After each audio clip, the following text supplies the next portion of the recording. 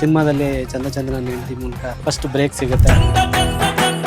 ಅವಾಗ ಏನಾದ್ರು ಪುನೀತ್ ರಾಜ್ಕುಮಾರ್ ಸರ್ ಏನ್ ಹೇಳಿದ್ರು ನಿಮ್ಗೆ? ಹಿಂಗೆ ಏಜ್ ಎಲ್ಲ ನೀವು ಒಳ್ಳೆ ಟ್ರೆಂಡಿ ಸಾಂಗ್ ಬರ್ದಿದ್ದೀರಾ ಅಂತ ಹೇಳಿ ಬೆಂತಟ್ಟಿದ್ರು. ಬಟ್ ಒಂದೇ ಒಂದು ಸಲ ಸಾಂಗ್ ಮಾಡಾದ್ಮೇಲೆ ಅವ್ರು ಇನ್ನೇನು ಶೂಟಿಂಗ್ ಹೋಗೋಕ್ಕಿಂತ ಮುಂಚೆ ಅಜ್ಜು ಸರ್ಗೆ ಅವರು ವಾಯ್ಸ್ ನೋಟ್ ಕಳಿಸಿದ್ರು. ದರ್ಶನ್ ಸರ್ ಸಾಂಗ್ ತುಂಬಾ ಚೆನ್ನಾಗಿ ಮಾಡಿದೀರಾ ಅಂತ. ಯಾಕಂದ್ರೆ ಎಲ್ಲರೂ ಈ ಸಿನಿಮಾ ಗೆಲ್ಲಿಸಲೇಬೇಕು ಅನ್ನೋ ಒಂದು ಜವಾಬ್ದಾರಿ ತಗೊಂಡು ಮಾಡ್ತಿದ್ದಾರೆ ಫ್ಯಾನ್ಸ್ ಎಲ್ಲ ಆಗಿರ್ಬೋದು. ಅಂದ್ರೆ ಇವಾಗ ದರ್ಶನ್ ಅವರು ಬೇರೆ ಇಂಡಸ್ಟ್ರಿ ಅವ್ರಿಗಿನ್ನ ನಮ್ಮ ಇಂಡಸ್ಟ್ರಿ ಅವ್ರಿಗೆ ಅವಕಾಶ ಕೊಡಿಸ್ತಾರೆ. ಪರ್ಸೆಂಟೇಜ್ ಜಾಸ್ತಿ ಕನ್ನಡ ಹೀರೋಯಿನ್ಸ್ಗೆ ಅವಕಾಶ ಕೊಟ್ಟಿರೋದು. ಈ ಡೆವಿಲ್ ಫಿಲಂ ಏನಕ್ಕೆ ಅಂದ್ರೆ ದರ್ಶನ್ ಅವ್ರು ಆಗಿರ್ಬೋದು, ಅವ್ರ ಫ್ಯಾಮಿಲಿಗೆ ಆಗಿರ್ಬೋದು, ಫ್ಯಾನ್ಸ್ ಆಗಿರ್ಬೋದು, ತರ ಸ್ಪೆಷಲ್ ಈ ಫಿಲಂ. ಫ್ಯಾನ್ಸ್ ಏನ್ ಕಾಯ್ತಿದ್ದಾರೆ, ಆ ನೋವಿನ ನಡುವೆನೂ ಕೂಡ ಒಂದು ದೊಡ್ಡ ಸಂಭ್ರಮ ಮಾಡುವಂತ ಎಲ್ಲಾ ಒಂದು ಕಾರಣಗಳನ್ನ ಡೆವಿಲ್ ಕೊಡುತ್ತೆ ಅನ್ನೋದು ನನ್ನ ಭರವಸೆ. ಸೊ ನೀವು ಬಿಗ್ ಬಾಸ್ ನೋಡ್ತೀರಾ ಅಂತ? ಖಂಡಿತ ನೋಡಿ. ನನಗೆ ಗಿಲ್ಲಿ ಇಷ್ಟ. ತುಂಬಾ ಜನ ಗಿಲ್ಲಿ ಅವರು ನೋಡೋದಕ್ಕೋಸ್ಕರ ನೋಡ್ತಾರೆ. ನಾನು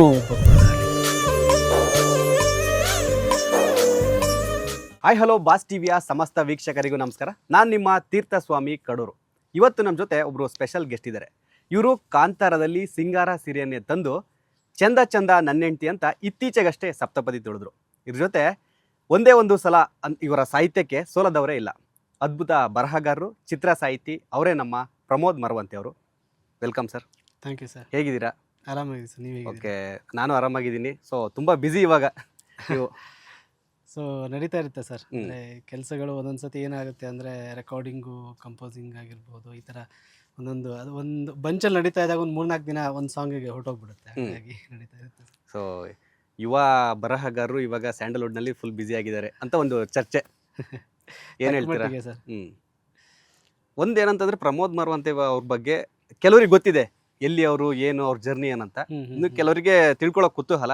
ಸೊ ಹಂಗಾಗಿ ಪ್ರಮೋದ್ ಮರವಂತೆ ಅವರು ಮೂಲತಃ ಎಲ್ಲಿ ಅವರು, ನಿಮ್ಮ ಒಂದು ಈ ಒಂದು ಬರಹ ಚಿತ್ರ ಸಾಹಿತ್ಯ ಆಗಿದ್ದು ಹೇಗೆ? ಸೊ ಮರವಂತೆ ಅಂದರೆ ಅದು ನಮ್ಮ ಮೂಲ ಊರು.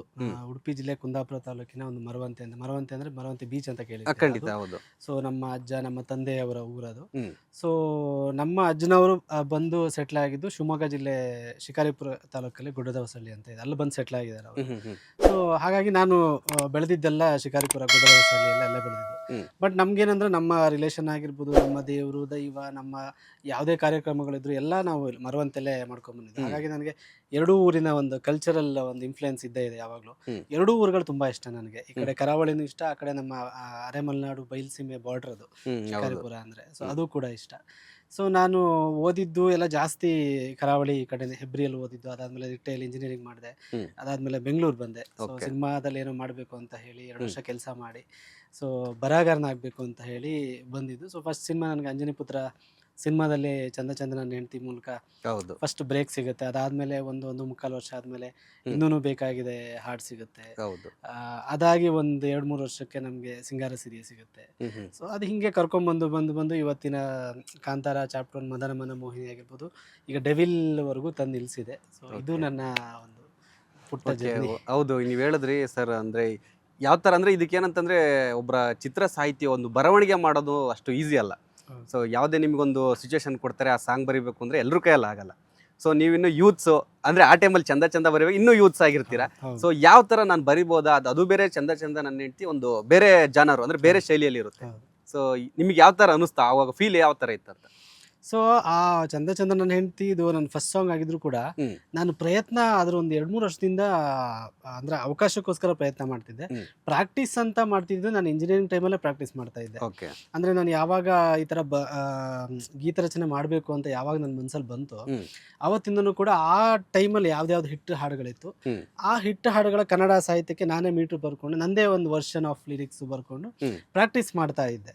ಸೊ ನಾನು ರವಿ ಬಸರವ್ರ ಜೊತೆ ಸೇರ್ಕೊಂಡಿದ್ದು. ನಾನು ಅವ್ರ ಮ್ಯೂಸಿಕ್ ಡೈರೆಕ್ಟರ್ ಆಗಿದ್ದಾರೆ. ಸೊ ಅವ್ರ ಜೊತೆ ಕೆಲಸ ಮಾಡೋಕೆ ಶುರು ಮಾಡಿದ್ರೆ ನನಗೆ ಅವಕಾಶಗಳು ಸಿಗ್ಬೋದು ಅಂತ ಹೇಳಿದ್ರೆ ನಾನು ಅವ್ರ ಜೊತೆ ರೈಟರ್ ಆಗಿ ಸೇರ್ಕೊಂಡೆ. ಅಲ್ಲಿ ಡೈಲಾಗ್ ರೈಟಿಂಗ್ ಆಗಿರ್ಬೋದು, ಸ್ಕ್ರೀನ್ ಪ್ಲೇ ರೈಟಿಂಗ್ ಎಲ್ಲ ನಡೀತಾನೆ ಇತ್ತು. ಬಟ್ ನನಗೆ ಸೇಮ್ ಟೈಮ್ ನಾನು ಲಿರಿಕ್ ರೈಟಿಂಗ್ ಟ್ರೈ ಮಾಡ್ತಾನೆ ಇದ್ದೆ ಅವ್ರ ಜೊತೆ ವರ್ಕ್ ಮಾಡಬೇಕಾದ್ರೆ. ಸೊ ಅವರು ಕುಂದಾಪುರ ಕನ್ನಡದ ಹಾಡುಗಳನ್ನೆಲ್ಲ ಮಾಡ್ತಾ ಇದ್ರು. ಹಾಗಾಗಿ ನಾನು ಕುಂದಾಪುರ ಕನ್ನಡದ ಹಾಡುಗಳನ್ನೆಲ್ಲ ಬರೆಯೋಕ್ಕೆಲ್ಲ ಬರ್ದು ಕಳಿಸ್ತಾ ಇದ್ದೆ ಅವ್ರಿಗೆ. ಬಟ್ ಅವ್ರಿಗೆ ಯಾವುದು ಅದು ರಿಪ್ಲೈ ಮಾಡ್ತಿರ್ಲಿಲ್ಲ. ಅಂದ್ರೆ ಮೇ ಬಿ ಅದು ಯಾವುದು ಚೆನ್ನಾಗಿ ಅಂದ್ರೆ ಇಷ್ಟ ಆಗ್ತಿರ್ಲಿಲ್ಲ. ನನಗೂ ಗೊತ್ತಿರಲಿಲ್ಲ ಹೆಂಗೆ ಅದನ್ನ ಕಂಪೋಸ್ ಮಾಡೋದಕ್ಕೆ ಏನೇನು ಮೀಟ್ರಲ್ಲಿ ಬರೀಬೇಕು ಅನ್ನೋದು ಅಷ್ಟು ಐಡಿಯಾ ಇರಲಿಲ್ಲ. ಸೊ ನಮ್ಗೆ ಪ್ರಾಕ್ಟೀಸ್ ಥರನೇ ನಡೀತಾ ಇತ್ತು. ಹೀಗಿರುವಾಗ ಅದು ಚಂದ ನನ್ನ ಹೆಂಡತಿ ಅವ್ರೊಂದು ಟಾಪಿಕ್ ಕೊಟ್ಟು ನಾನು ಬರ್ದಿದ್ದದು. ಅದು ಬರ್ದಾಗ ಫಸ್ಟ್ ಟೈಮ್ ನನಗೆ ಚಂದ ನನ್ನ ಹೆಂಡತಿ ನಾನು ಬರ್ದು ಕಳಿಸಿದಾಗ ಅವ್ರು ರಿಪ್ಲೈ ಮಾಡಿದ್ರು ಚೆನ್ನಾಗಿದೆ ಅಂತ. ಸೊ ಆ ಥರ ಆಗಿದ್ದ ಆ ಹಾಡು.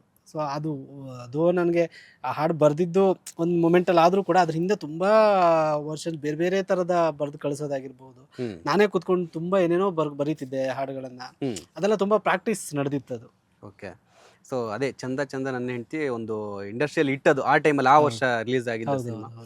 ಪುನೀತ್ ರಾಜ್ಕುಮಾರ್ ಅವ್ರಿಗೆ ಆಗಿರ್ಬೋದು, ಅವರೇ ಒಂದು ಬೇರೆ ತರ ಜನರಿಗೂ ಅವರು ಇದಾಯ್ತು ಅದು. ಸೊ ಆ ಒಂದು ಇದ್ರ ಶೂಟಿಂಗ್ ಟೈಮಲ್ಲಿ ಆಗಿರ್ಬೋದು, ಅವಾಗ ಏನಾದರೂ ಪುನೀತ್ ರಾಜ್ಕುಮಾರ್ ಸರ್ ಏನು ಹೇಳಿದ್ರು ನಿಮಗೆ? ಚೆನ್ನಾಗಿ ಬರೀ ಅದ್ರ ಬಿಫೋರ್ ಆಗಿರ್ಬೋದು, ಆಫ್ಟರ್ ಆಗಿರ್ಬೋದು, ಏನಾರು ಹೇಳಿದ್ರು ನಿಮಗೆ? ಸೊ ಸಿನಿಮಾ ರಿಲೀಸ್ ಆಗಿ 25 ಡೇಸ್ ಸೆಲೆಬ್ರೇಷನ್ ಇದರಲ್ಲಿ ಪ್ರೆಸ್ ಮೀಟಲ್ಲಿ ನನಗೆ ಅಪ್ಪು ಸರ್ ಸಿಕ್ಕಾಗ ಆವಾಗ ನನಗೆ ಬೆಂತಟ್ಬಿಟ್ಟು ಚೆನ್ನಾಗಿ ಬರ್ದಿದ್ದೀರಾ ಅಂತ ಹೇಳಿ, ಇಷ್ಟು ಯಂಗ್ ಏಜಲ್ಲಿ ನೀವು ಒಳ್ಳೆ ಟ್ರೆಂಡಿ ಸಾಂಗ್ ಬರ್ದಿದ್ದೀರಾ ಅಂತ ಹೇಳಿ ಬೆಂತಟ್ಟಿದ್ರು. ಸೊ ಅದೇ ನನಗೆ ತುಂಬ ಒಂದು ದೊಡ್ಡ ಕಾಂಪ್ಲಿಮೆಂಟ್ ಅನಿಸ್ತು ಅಪ್ಪು ಸರ್ ಕಡೆಯಿಂದ ಬಂದಿದ್ದು. ಅದಾದ್ಮೇಲೆ ನೆಕ್ಸ್ಟ್ ನಿಮಗೆ ಬ್ರೇಕ್ ಕೊಟ್ಟಿದ್ದು ಇನ್ನೂನು ಬೇಕಾಗಿದೆ, ಅದಾದ್ಮೇಲೆ ಕಾಂತಾರ. ಸೊ ಈ ಎರಡು ಸಾಹಿತ್ಯದ ಬಗ್ಗೆ ಹೇಳೋದಾದ್ರೆ, ಸೊ ಇನ್ನೂನು ಬೇಕಾಗಿದೆ ಹೆಂಗೆ ಅಂದರೆ, ಚಂದ ಚಂದ ಆದಮೇಲೆ ನಿಮ್ಗೆ ಯಾವಾಗಲೂ ಒಂದು ದೊಡ್ಡ ಸಕ್ಸಸ್ ಆ್ಯಸ್ ಅ ಲಿರಿಸಿಸ್ಟ್ ನನಗೆ ಸಿಕ್ಕಾಗ ನಾನೇನು ಅನ್ಕೋತೀನಿ, ಎವ್ರಿಡೇ ನನಗೊಂದು ಸಾಂಗ್ ಬರೆಯೋದಕ್ಕಿರುತ್ತೆ, ಅವಕಾಶಗಳಿರುತ್ತೆ ಅನ್ನೋ ಒಂದು ಇದಿರುತ್ತೆ, ನಮ್ಗೆ ಆಸೆ ಇರುತ್ತೆ. ಬಟ್ ಅದು ಆ ಥರ ಆಗಲಿಲ್ಲ. ನಾನು ಅದಾದ್ಮೇಲೆ ತುಂಬ ಸ್ಟ್ರಗಲ್ ಮಾಡಬೇಕಾಯ್ತು, ಗ್ಯಾಪ್ ಆಯ್ತು, ತುಂಬ ಗ್ಯಾಪ್ ಆಯಿತು. 1.25 ವರ್ಷ ನನ್ನ ಸೆಕೆಂಡ್ ಸಾಂಗ್ ರಿಲೀಸ್ ಆಗಿದ್ದು. ಬಟ್ ಆ ಗ್ಯಾಪಲ್ಲಿ ನನಗೆ ಎವ್ರಿಡೇ ನಾನು ಪ್ರಯತ್ನ ಪಡ್ತಾ ಇದ್ದೆ. ಪ್ರತಿದಿನ ನಾನು ಒಂದಿಷ್ಟು ಡೈರೆಕ್ಟರ್ಸ್ದು, ಮ್ಯೂಸಿಕ್ ಡೈರೆಕ್ಟರ್ಸ್ದು ನಂಬರ್ ತೊಗೊಳ್ಳೋದು, ಅವ್ರಿಗೆ ಫೋನ್ ಮಾಡೋದು, ಅವರಲ್ಲಿ ಒಂದು ಸ್ವಲ್ಪ ಜನ ಮೀಟ್ ಮಾಡೋಕೆ ಹೇಳೋರು, ಇಲ್ಲ ನಾನು ಹೇಳ್ತೀನಿ ಅಂತ ಹೇಳೋರು. ಆ್ಯಂಡ್ ಒಂದೇ ಸಾಂಗ್ ಬರೆದಾಗ ನಿಮಗೆ, ಆ್ಯಂಡ್ ಅದು ನಮ್ಮ ಕುಂದಾಪುರ ಕನ್ನಡ ಸ್ವಲ್ಪ ಪೆಪ್ಪಿ ನಂಬರ್ ಅದು. ಸೊ ಅವ್ರೊಂದು ಮೆಲಡಿ ಕೊಡೋದಕ್ಕೆ ಅವ್ರಿಗೆ ಧೈರ್ಯ ಸಾಕಾಗಲ್ಲ, ಬಿಕಾಸ್ ನಾನು ಯಾವ ಥರ ಮೆಲಡಿ ಬರೀತೀನಿ ಅಂತ ಅವ್ರಿಗೆ ಗೊತ್ತಿರಲ್ಲ. ಸೊ ಅದೆಲ್ಲ ಇರುತ್ತೆ. ನಾವು ಪ್ರೂವ್ ಮಾಡಬೇಕು, ಒಂದು 2-3 ಸಾಂಗ್ ಪ್ರೂವ್ ಮಾಡಿದ್ಮೇಲೆ ನಿಮ್ಮ ಮೇಲೆ ಒಂದು ಕಾನ್ಫಿಡೆನ್ಸ್ ಬರುತ್ತೆ. ಸಾಂಗ್ ಅನ್ನೋದು ಸಿನಿಮಾದ ಬಹುಮುಖ್ಯವಾದಂಥ ಒಂದು ಅಂಗ. ಯಾಕಂದರೆ ಅದರಿಂದಲೇ ಜನ ಇನ್ವೈಟ್ ಮಾಡೋದು ನಾವು ಸಾಂಗ್ಸ್ಗಳಿಂದಲೇ. ಒಂದು ಸಾಂಗ್ ಕೇಳಿದಾಗ ಈ ಸಿನಿಮಾ ಹೆಂಗಿರ್ಬೋದು ಅನ್ನೋದು ಒಂದು ಜಡ್ಮೆಂಟ್ ಸಾಂಗ್ ಮೂಲಕ ತಗೋತಾರೆ ಜನ.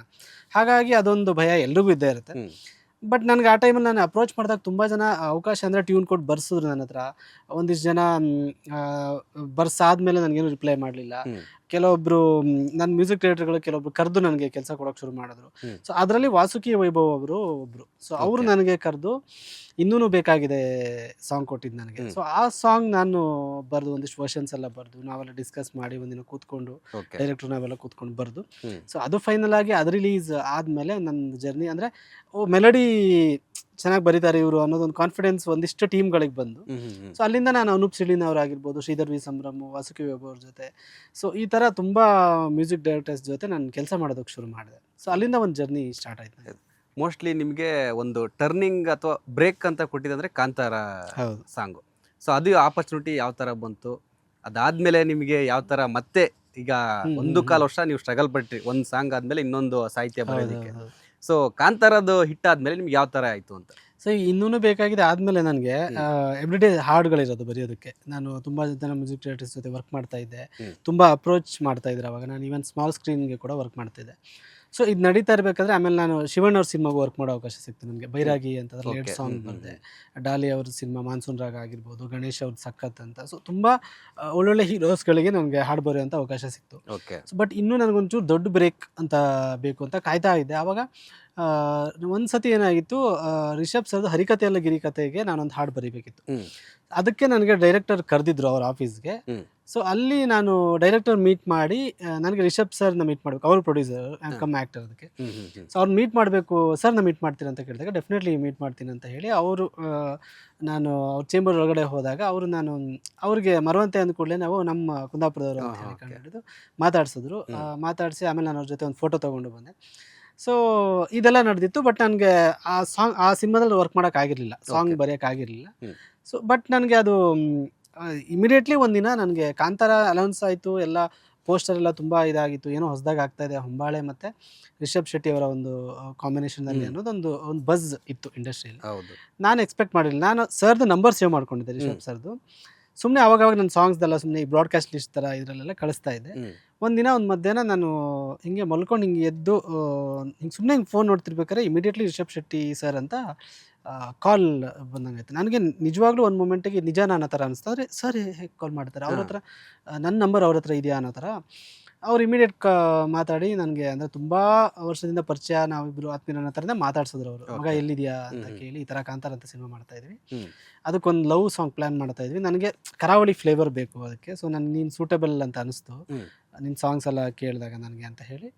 ಸೊ ಅಲ್ಲಿಂದ ನೆಕ್ಸ್ಟ್ ಡೇ ನಾನು ಇದಕ್ಕೆ ಹೋದೆ, ಕುಂದಾಪುರ ಹೋಗಿ ಕಾಂತಾರ ಸೆಟ್ಗೆ ಹೋಗಿ ಕಂಬಳದ ಪೋರ್ಷನ್ ಎಲ್ಲ ಶೂಟ್ ಮಾಡ್ತಾಯಿದ್ರು. ಓಕೆ. ಅಲ್ಲಿ ಹೋಗಿ ಸರ್ ಜೊತೆ ಮಾತಾಡ್ಕೊಂಡು ಬಂದು ಇಮಿಡಿಯೇಟ್ಲಿ ನಾನು ಯುವ ಮೆರಿಡಿನ್ ಅಂತ ಅಲ್ಲಿ ಅಜ್ಜು ಸರ್ ಇದ್ರು, ಅವ್ರು ಕಂಪೋಸಿಂಗ್ ಮಾಡ್ತಾಯಿದ್ರು. ಅಲ್ಲಿ ಹೋಗಿ ನಾನು ಮತ್ತು ಅಜ್ಜು ಸರ್ ಒಂದು ಸ್ಕ್ರ್ಯಾಚ್ ವರ್ಕ್ ಮಾಡೋಕ್ಕೆ ಶುರು ಮಾಡಿದ್ವಿ. ಅವ್ರೊಂದು ಟ್ಯೂನ್ ಮಾಡಿದರು, ಅದಕ್ಕೆ ನಾನು ಲಿರಿಕ್ಸ್ ಬರೆದೆ. ಆಮೇಲೆ ಅಲ್ಲಿಂದ ಹಾಗೆ ಸ್ಟಾರ್ಟ್ ಆಯ್ತದು, ಕಾಂತಾರದ ಸಿಂಗಾರ ಸಿರಿಯ ಕೆಲಸ ಸ್ಟಾರ್ಟ್ ಆಯ್ತು ಅಲ್ಲಿಂದ. ಸೊ ಅದೇ ಅದೊಂದು ಹಿಟ್, ಇಂಡಸ್ಟ್ರಿಯಲ್ ಅಲ್ಲ ಪ್ಯಾನ್ ಇಂಡಿಯಾ ಲೆವೆಲಲ್ಲಿ ಹಿಟ್ ಈ ಸಾಂಗ್ ಟಿಲ್ ಇಲ್ಲಿವರೆಗೂ ಕೂಡ. ಸೊ ಅದಾದಮೇಲೆ ಏನೇನಾಯಿತು, ಅವಕಾಶಗಳಾಗಿರ್ಬೋದು, ನಿಮ್ಮನ್ನ ಗುರ್ತಿಡಿಯೋದಾಗಿರ್ಬೋದು? ಸೊ ಅದಾದಮೇಲೆ ನಿಜವಾಗ್ಲೂ ಲೈಫ್ ಚೇಂಜ್ ಆಯಿತು. ಅಂದರೆ ಸಿಂಗಾರ ಸಿರಿಯೆ ಆದಮೇಲೆ ನಾನೇನು ಹಿಂದೆ ಕೆಲಸ ಮಾಡ್ತಿದ್ದೆ ಅದ್ರ ಒಂದು 2 ಪಟ್ಟು ಕೆಲಸಗಳಾಗಿರ್ಬೋದು, ಒಳ್ಳೊಳ್ಳೆ ಅವಕಾಶಗಳು ಸಿಕ್ತು ನನಗೆ. ಸೊ ಅದು ಒಂದು 2022 ಏನು ರಿಲೀಸ್ ಆಯಿತು, 23, 24 ಕಂಪ್ಲೀಟ್ ನಾನು ಲಿರಿಕ್ ರೈಟಿಂಗ್ ಮಾಡಿಕೊಂಡೇ ಬಂದೆ. ಸೊ ಎವ್ರಿ ಡೇ ನನಗೆ ಹಾಡು ಬರೆಯೋದಕ್ಕಿತ್ತು, ಒಳ್ಳೊಳ್ಳೆ ಸಿನಿಮಾಗಳಾಯಿತು. ಸೊ ಅದು ಹಾಗೆ ಬಂದು ಇವಾಗ ಡೆವಿಲ್ ಆಗಿರ್ಬೋದು ಮತ್ತು ಕಾಂತಾರ ಚಾಪ್ಟರ್ 1 ಬರೆಯೋಂಥ ಅವಕಾಶ ಸಿಕ್ತು. ಗ್ಯಾಪಲ್ಲಿ ಯುವ ಸಿನಿಮಾಗೆ ಬರೆದೆ, ಅದರಲ್ಲಿ ಕವಿತೆ ಆಗಿರ್ಬೋದು. ಬಗೀರ ಸಿನಿಮಾಗೆ ವರ್ಕ್ ಮಾಡಿದೆ, 2 ಸಾಂಗ್ ಬರ್ತಿದೆ, ಒಂದು ಪರಿಚಯವಾದೆ ಮತ್ತು ಕಣ್ಣಲ್ಲಿ ಕಣ್ಣಿಡು ಅಂತ. ಈ ಥರ ಒಂದಿಷ್ಟು ಒಳ್ಳೊಳ್ಳೆ ಸಿನಿಮಾಗಳ ಜೊತೆ, ಎಸ್ಪೆಷಲಿ ಹೊಂಬಾಳೆ ಜೊತೆ ಮತ್ತೆ ವರ್ಕ್ ಮಾಡೋಕ್ಕೆ ಅವಕಾಶ ಸಿಕ್ತು ಕಾಂತಾರ ಆದಮೇಲೆ. ಸೊ ಒಂದು ದೊಡ್ಡ ಅದಾದಮೇಲೆ ಮಾರ್ಟಿನ್ಗೆ ಬರ್ದಿದ್ದೆ, ಒಂದು ಐಟಮ್ ನಂಬರ್ ಬರ್ದಿದ್ದೆ, ಕಬ್ಜಾಗೆ ಬರ್ದಿದ್ದೆ. ಸೊ ನಮ್ಮ ಕೆಲಸದ ಒಂದು ಏನು ಒಂದು ಆವರಣ ಇದೆ, ಅದು ಸ್ವಲ್ಪ ದೊಡ್ಡದಾಗ್ತಾ ಹೋಯಿತು. ಸೊ ದೊಡ್ಡ ಸಿನಿಮಾಗಳಲ್ಲೂ ಕೂಡ ದೊಡ್ಡ ಪ್ರೊಡಕ್ಷನ್ ಅವರು ಕೂಡ ಗುರುತಿಸಿ ನನಗೆ ಕೆಲಸ ಕೊಡೋದಕ್ಕೆ ಶುರು ಮಾಡಿದ್ರು. ಇದೆಲ್ಲ ಬದಲಾವಣೆಗಳಾಗ್ತಾ ಹೋಯಿತು. ಆಲ್ಮೋಸ್ಟ್ ಎಲ್ಲ ಸ್ಟಾರ್ ಹೀರೋಗಳಿಗೂ ನಿಮ್ಮ ಒಂದು ಸಾಹಿತ್ಯ ಇದ್ದೇ ಇರುತ್ತೆ. ಹೌದು. ಸೊ ಟಿಲ್ ನಾವು ನಾನು ಸುದೀಪ್ ಸರ್ ಮತ್ತು ಯಶ್ ಅವರನ್ನು ಹೊರತುಪಡಿಸಿ ಎಲ್ಲ ಸ್ಟಾರ್ಸ್ಗೂ ಬರೆಯುವಂಥ ಅವಕಾಶ ಸಿಕ್ತು ನನಗೆ. ಸೊ ಒಂದೇನಂತಂದರೆ, ಇವಾಗ ರವಿ ಬಸ್ರೂರ್ ಅವ್ರ ಜೊತೆ ಕೆಲಸ ಮಾಡಿದ್ದೀನಿ ಅಂತ ಹೇಳಿದ್ರಿ, ಅವ್ರು ಇವಾಗ ನಿಮಗೆ ಬೀಗರು. ಸೊ ಆ ಒಂದು ಒಡನಾಟ ಯಾವ ಥರ ಇತ್ತು ಅಂತ, ಅವ್ರ ಜೊತೆ ನೀವು ಅಪ್ರೋಚ್ ಆಗಿದ್ದಂಗೆ, ಅವರ ಒಂದು ಫ್ರೆಂಡ್ಶಿಪ್ ಆಗಿರ್ಬೋದು, ಅವ್ರ ಜೊತೆ ಜಾಯ್ನ್ ಆಗಿದ್ದು ಯಾವಾಗ? ಸೊ ಅದು 2015-16 ಅನ್ಸುತ್ತೆ. ನಾನು ಫಸ್ಟ್ ಬೆಂಗಳೂರು ಬಂದು ನಾನು ಅಂದರೆ ನಮ್ಮ ಕೆಲಸ ಮಾಡಬೇಕು ಅಂತ ಇತ್ತು. ಒಂದು 2 ವರ್ಷ ಕೆಲಸ ಮಾಡ್ತೀನಿ, ಟಿಲ್ ನಾನು ಒಂದು ಕಾಂಟ್ಯಾಕ್ಟ್ ಬೆಳೆಸ್ಕೊಳ್ಳೋದು ಅದೆಲ್ಲ ಇದೆಯಲ್ಲ. ಸೊ ಟೈಮ್ ಹಿಡಿಯುತ್ತೆ ಇಂಡಸ್ಟ್ರಿಯಲ್ಲಿ, ಕೆಲಸ ಮಾಡ್ಕೋತಾ ಇದು ಮಾಡೋಣ ಅಂತಲೇ ಅಂದ್ಕೊಂಡಿದ್ದು. ಬಟ್ ನನ್ನ ಕೆಲಸ ಸಿಗಲೇ ಇಲ್ಲ, ಆಲ್ಮೋಸ್ಟ್ ಒಂದು 8 ಮಂತ್ಸ್ ಕೆಲಸನೇ ಸಿಕ್ಕಿಲ್ಲ. ಸೊ ಆ ಟೈಮಲ್ಲಿ ಏನು ಮಾಡಿದೆ, ಆಗಿದ್ದಾಗಲಿ ಅಂತೇಳಿ ರವಿ ಬಸ್ರೂರ್ನ ಅಪ್ರೋಚ್ ಮಾಡಿ ಅವ್ರ ಜೊತೆ ಸೇರಿಕೊಂಡೆ. ಅಲ್ಲಿ ಬರವಣಿಗೆ ಮಾಡ್ತಾ ಅವ್ರದ್ದೊಂದು ಸಿನಿಮಾ ಮಾಡ್ತಾಯಿದ್ರು ಬಿಲಿಂಡರ್ ಅಂತ, ಅದಕ್ಕೆ ಡೈಲಾಗ್ಸ್ ಬರೆದೆ. ಅದಾದಮೇಲೆ ಕಟಕ ಅಂತ, ಅದಕ್ಕೆ ಸ್ಕ್ರೀನ್ ಪ್ಲೇ ಮತ್ತು ಡೈಲಾಗ್ಸಿಗೆಲ್ಲ ವರ್ಕ್ ಮಾಡಿದೆ. ಸೊ ಇದು ಮಾಡ್ತಾ ಆ ಗ್ಯಾಪಲ್ಲಿ ನನ್ನ ಕೆಲಸನೂ ಸಿಕ್ತು. ಒಂದು 8 ಮಂತ್ಸ್ ಅವ್ರ ಜೊತೆ ವರ್ಕ್ ಮಾಡ್ತಿದ್ದಂಗೆ ನನಗೆ ವಿಪ್ರೋಜಿ ಹೆಲ್ತ್ ಕೇರ್ ಅಂತ ಅಲ್ಲಿ ಕೆಲಸ ಸಿಕ್ತು. ಅಲ್ಲಿ ಹೋದೆ. ಅಲ್ಲಿ ಹೋಗಿನೂ ಕೂಡ ನಾನು ಇಲ್ಲಿ ವೀಕೆಂಡ್ ಆಗಿರ್ಬೋದು, ಆವಾಗ ರಜೆ ಹಾಕಿ ಈ ಥರ ಎಲ್ಲ ಅವ್ರ ಜೊತೆ ಕೆಲಸ ಮಾಡ್ತಾನೇ ಇದ್ದೆ. ಓಕೆ. ಸೊ ಹಾಗೆ ನಡೀತಾ ನಾನು ಅದಾದ್ಮೇಲೆ ಮತ್ತೆ 2 ಇಯರ್ಸ್ ಆದಮೇಲೆ ಕೆಲಸ ಬಿಟ್ಟು ಮತ್ತೆ ಬಂದು ಅವ್ರ ಜೊತೆ ಜಾಯ್ನ್ ಆದೆ. ಗಿರ್ಮಿಟ್ ಅಂತ ಒಂದು ಮಕ್ಕಳನ್ನ ಇದನ್ನ ಮಾಡ್ಕೊಂಡು ಸಿನಿಮಾ ಮಾಡಿದ್ರು. ಅದರಲ್ಲಿ ನಾನು ಅಸಿಸ್ಟೆಂಟ್ ಡೈರೆಕ್ಟರ್ ಆಗಿ, ಸೊ ರೈಟರ್ ಆಗಿ ವರ್ಕ್ ಮಾಡಿದೆ. Complete pre production, post production ಎಲ್ಲ ಇದರಲ್ಲೂ ಅವ್ರ ಅಸಿಸ್ಟೆಂಟಾಗಿ ವರ್ಕ್ ಮಾಡಿದೆ. ಸೊ ಇದೆಲ್ಲ ನಡೀತಾನೆ ಇತ್ತು. ಸೊ ಆ ಗ್ಯಾಪಲ್ಲಿ ಮಿಡ್ಲಲ್ಲಿ ನನಗೆ ಈ ಗಿರ್ಮಿಟ್ಗಿಂತ ಮುಂಚೆನೇ ಚಂದ ನನ್ನ ಹೆಂಡತಿ ಆಗಿ. ಸೊ ಹಿಂಗೆ ನಡೀತಾ ಇತ್ತು. ಅಂದರೆ KGF ಆಗ್ಬೇಕಾದ್ರೆ ಡಮ್ಮಿ ಲಿರಿಕ್ಸ್ ಎಲ್ಲ ಬರೆಯೋದು, ಅವ್ರ ಜೊತೆ ಕೂತ್ಕೊಂಡು ಕಂಪೋಸಿಂಗಿಗೆ ಬರೋದು, ಅಂಜನಿ ಪುತ್ರ ಆಗಿರ್ಬೋದು, ಈ ಥರದ್ದೆಲ್ಲ ಮಾಡ್ಕೊಂಡು. ಅದು ಅಂದರೆ ಅಲ್ಲಿ ಏನು ನಾನು ಇಷ್ಟೆಲ್ಲ ಟ್ರಾವೆಲ್ ಮಾಡಿದೆ, ಅದು ನನಗೆ ಇಂಡಸ್ಟ್ರಿ ಅರ್ಥ ಮಾಡ್ಕೊಳ್ಳೋಕ್ಕೆ, ಒಂದು ಸಾಂಗ್ ಕಂಪೋಸಿಂಗ್ ಹೇಗೆ ನಡೀತೆ ಅಂತ ಅರ್ಥ ಮಾಡ್ಕೊಳ್ಳೋಕ್ಕೆ ತುಂಬ ಹೆಲ್ಪ್ ಆಯ್ತು ನನಗೆ. ಸೊ ಅಲ್ಲಿ ಆ ಒಂದು ಅವರ ಅಂಡರ್ ವರ್ಕ್ ಮಾಡಿದ್ದು ನನಗೆ ಸಾಕಷ್ಟು ಕಲ್ತಿದ್ರೆ, ಒಂಥರ ಗುರುಗಳಂತಾನೆ ಹೇಳ್ಬೋದು. ಹೌದು. ಓಕೆ. ಇನ್ನು ಇವಾಗ ಪ್ರೆಸೆಂಟು ಗೊತ್ತೇ ಇದೆ ನಿಮಗೆ, ನೀವು ಬರೆದಿರೋ ಒಂದು ಸಾಹಿತ್ಯ ಟ್ರೆಂಡಿಂಗಲ್ಲಿ, ಅದೇ ಡೆವಿಲ್ಲು, ದರ್ಶನ್ ಅವ್ರದ್ದು ಬಹು ನಿರೀಕ್ಷಿತ ಚಿತ್ರ ಡೆವಿಲ್ಲು. ಅದರಲ್ಲೂ ಕೂಡ ರೊಮ್ಯಾಂಟಿಕ್ ಸಾಂಗ್ ಒಂದು ಫುಲ್ ಟ್ರೆಂಡ್ ಆಗಿದೆ. ಸೊ ಈ ಒಂದು ಆಪರ್ಚುನಿಟಿ ಯಾವ ಥರ ಬಂತು? ಸೊ ಅಜನೀಶ್ ಸರ್ ಜೊತೆ ನಾನು ಯಾವಾಗ ಸಿಂಗಾರ ಸಿರಿಯಕ್ಕಿಂತ ಮುಂಚೆ ನಾನು ರತ್ನ ಪ್ರಪಂಚ ಅಂತ ಸಿನಿಮಾಗೆ ವರ್ಕ್ ಮಾಡಿದ್ದೆ. ಅದಾದಮೇಲೆ ಬೈ ಟು ಲವ್ ಅಂತ ವರ್ಕ್ ಮಾಡಿದ್ದೆ. ಸೊ ಸಿಂಗಾರ ಸಿರಿಯ ಆದಮೇಲೆ ಅವ್ರ ಜೊತೆ ಕಂಟಿನ್ಯೂಸ್ ಆಗಿ ನಾನು ವರ್ಕ್ ಮಾಡೋದಕ್ಕೆ ಶುರು ಮಾಡಿದೆ. ಬಗೀರ, ಯುವ ಆಗಿರ್ಬೋದು, ಅವರ ಜಸ್ಟ್ ಮ್ಯಾರಿಡ್ ಆಗಿರ್ಬೋದು.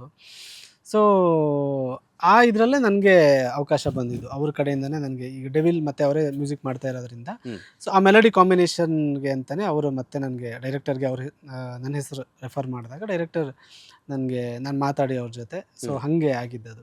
ಓಕೆ. ಅಲ್ಲ, ಈ ಸಾಹಿತ್ಯ ಬರೆದು ಈ ಒಂದು ಗ್ಯಾಪಲ್ಲಿ ಏನಾದ್ರು ದರ್ಶನ್ ಅವ್ರು ಏನಾದ್ರು ಶೂಟಿಂಗ್ ಟೈಮಲ್ಲಿ ಭೇಟಿ ಆಗಿದ್ರೆ, ಮಾತಾಡ್ಸಿದ್ರ? ಇಲ್ಲ, ನನಗೆ ಸರ್ನ ಮೀಟ್ ಮಾಡೋಕೆ ಅವಕಾಶ ಸಿಗಲಿಲ್ಲ. ಸೊ ನಾನು ಆ್ಯಕ್ಚುಲಿ ಈಗ ಒಂದೇ ಸರ್ಕ್ಕಿಂತ ಮುಂಚೆ ಇನ್ನೊಂದು ಸಾಂಗ್ ಏನೋ ಒಂಥರ ಚಂದ ಅಂತ, ಅದು ಇನ್ನೂ ರಿಲೀಸ್ ಆಗಿಲ್ಲ. ಸೊ ಆ ಸಾಂಗ್ ಫಸ್ಟ್ ಬರ್ದಿದ್ದು ನಾವು. ಅದು ಫಸ್ಟ್ ಬರೆದಾದ್ಮೇಲೆ ಇದು ಒಂದೇ ಒಂದು ಸಲ ಸೆಕೆಂಡ್ ಬರ್ದಿದ್ದು ನಾನು ಸಾಂಗ್. ಸೊ ಬಟ್ ನನಗೆ ಎಲ್ಲೂ ಅವಕಾಶ ಸಿಗಲಿಲ್ಲ. ಬಟ್ ಒಂದೇ ಒಂದು ಸಲ ಸಾಂಗ್ ಮಾಡಾದ್ಮೇಲೆ ಅವ್ರು ಇನ್ನೇನು ಶೂಟಿಂಗ್ ಹೋಗೋಕ್ಕಿಂತ ಮುಂಚೆ ಅಜ್ಜು ಸರ್ಗೆ ಅವರು ವಾಯ್ಸ್ ನೋಟ್ ಕಳಿಸಿದ್ರು. ಹ್ಮ್. ದರ್ಶನ್ ಸರ್ ಸಾಂಗ್ ತುಂಬ ಚೆನ್ನಾಗಿ ಮಾಡಿದ್ದೀರಾ ಅನ್ನೋ ಥರ ವಾಯ್ಸ್ ನೋಟ್ ಕಳಿಸಿದ್ರು. ಅದನ್ನು ನಾನು ಕಾಂತಾರ ಮದನ ಮನಮೋಹಿನಿ ವರ್ಕ್ ಮಾಡ್ತಿದ್ದೆ ಅಜ್ಜು ಸರ್ ಜೊತೆಗೆ. ಆವಾಗ ಅವ್ರು ನನಗೆ ವಾಯ್ಸ್ ನೋಟ್ ಕೇಳಿಸಿದ್ರು. ನನಗೆ ಖುಷಿ ಆಯಿತು, ಅಂದರೆ ಅವರಿಂದ ಕಾಂಪ್ಲಿಮೆಂಟ್ ಬಂದಿರೋದು ಖುಷಿ ಆಯಿತು ನನಗೆ. ಓಕೆ, ಅಂದರೆ ಇವಾಗ ಏನಂದ್ರೆ ದರ್ಶನ್ ಅವ್ರದ್ದು ಹೆಂಗೆ ಅಂತಾರೆ, ಕೆಲವು ಟೈಮು ಸಾಹಿತ್ಯವನ್ನು ಅವರು ಪ್ರೀ ರೆಕಾರ್ಡಿಂಗ್ ಹಾಕಿನ ಮುಂಚೆ ಆಗಿರ್ಬೋದು ಏನಾಗಿರ್ಬೋದು ಒಂದ್ಸಲ ಚೆಕ್ ಮಾಡ್ತಾರಂತೆ. ಅಂದ್ರೆ ಅದರಲ್ಲಿ ಯಾವುದೇ ರೀತಿಯ ಯಾರಿಗೂ ಟಾಂಗ್ ಕೊಡೋದಾಗಿರ್ಬೋದು ಆ ಥರ ಏನು ಇರಬಾರ್ದು ಅನ್ನೋ ಥರ. ಸೊ ನಿಮ್ದು ಸಾಹಿತ್ಯ ರೊಮ್ಯಾಂಟಿಕ್ ಆಗಿರೋದ್ರಿಂದ ಸೊ ನೋಡಿರ್ತಾರೆ. ಹೌದು, So, ಆ ಆ ಒಂದು ಥರ ಏನು ನನಗೇನು ಇದು ಬರಲಿಲ್ಲ, ಹಂಗಾಗಿ ಮೇ ಬಿ ಅವ್ರು ನೋಡಿ ಇಷ್ಟಪಟ್ಟಿರ್ಬೋದು. ಓಕೆ, ಇಷ್ಟಪಟ್ಟಿರ್ತಾರೆ. Yes yes yes. ಓಕೆ, ಇನ್ನ ದರ್ಶನ್ ಅವ್ರದ್ದು ಒಡನಾಟ ಅಂದ್ರೆ ಮಾತಾಡ್ಸಕ್ ಆಗಿಲ್ಲ ಅಂತ ಹೇಳಿದ್ರೆ, ಹೌದು ಹೌದು ಬಟ್ ಪ್ರೆಸೆಂಟ್ ಇವಾಗ ದರ್ಶನ್ ಅವರು ಒಂದು ಬೇರೆ ಸಿಚುವೇಶನ್ ಇದ್ದಾರೆ. ಹೌದು. ಫ್ಯಾನ್ಸ್ ಕೂಡ ಅವರ ಒಂದು ಬಹುನೀರ್ ಚಿತ್ರಕ್ಕೆ ಕಾಯ್ತಾ ಇದ್ದಾರೆ, ಡೆವಿಲ್ಗೆ. ಸೊ ನೀವು ಚಿತ್ರತಂಡದ ಒಂದು ಭಾಗ, ಏನ್ ಹೇಳಕ್ ಇಷ್ಟಪಡ್ತೀರಾ? ಸೊ ಏನು ನಮ್ಮ ಸಿನಿಮಾ ಅಂತ ಏನಿದೆ, ಸಿನಿಮಾ ಅಂತ ಬಂದಾಗ ಅವರದ್ದು ಯಾವುದೇ ಸಿನಿಮಾ ಮುಂಚೆಯಿಂದಲೂ ಅದೊಂದು ದೊಡ್ಡ ಸಂಭ್ರಮ ಅಂತಲೇ ಮಾಡ್ಕೊಂಡ್ಬಂದಿದ್ದಾರೆ ಹೌದು. ಅಭಿಮಾನಿಗಳು. ಹ್ಮ್.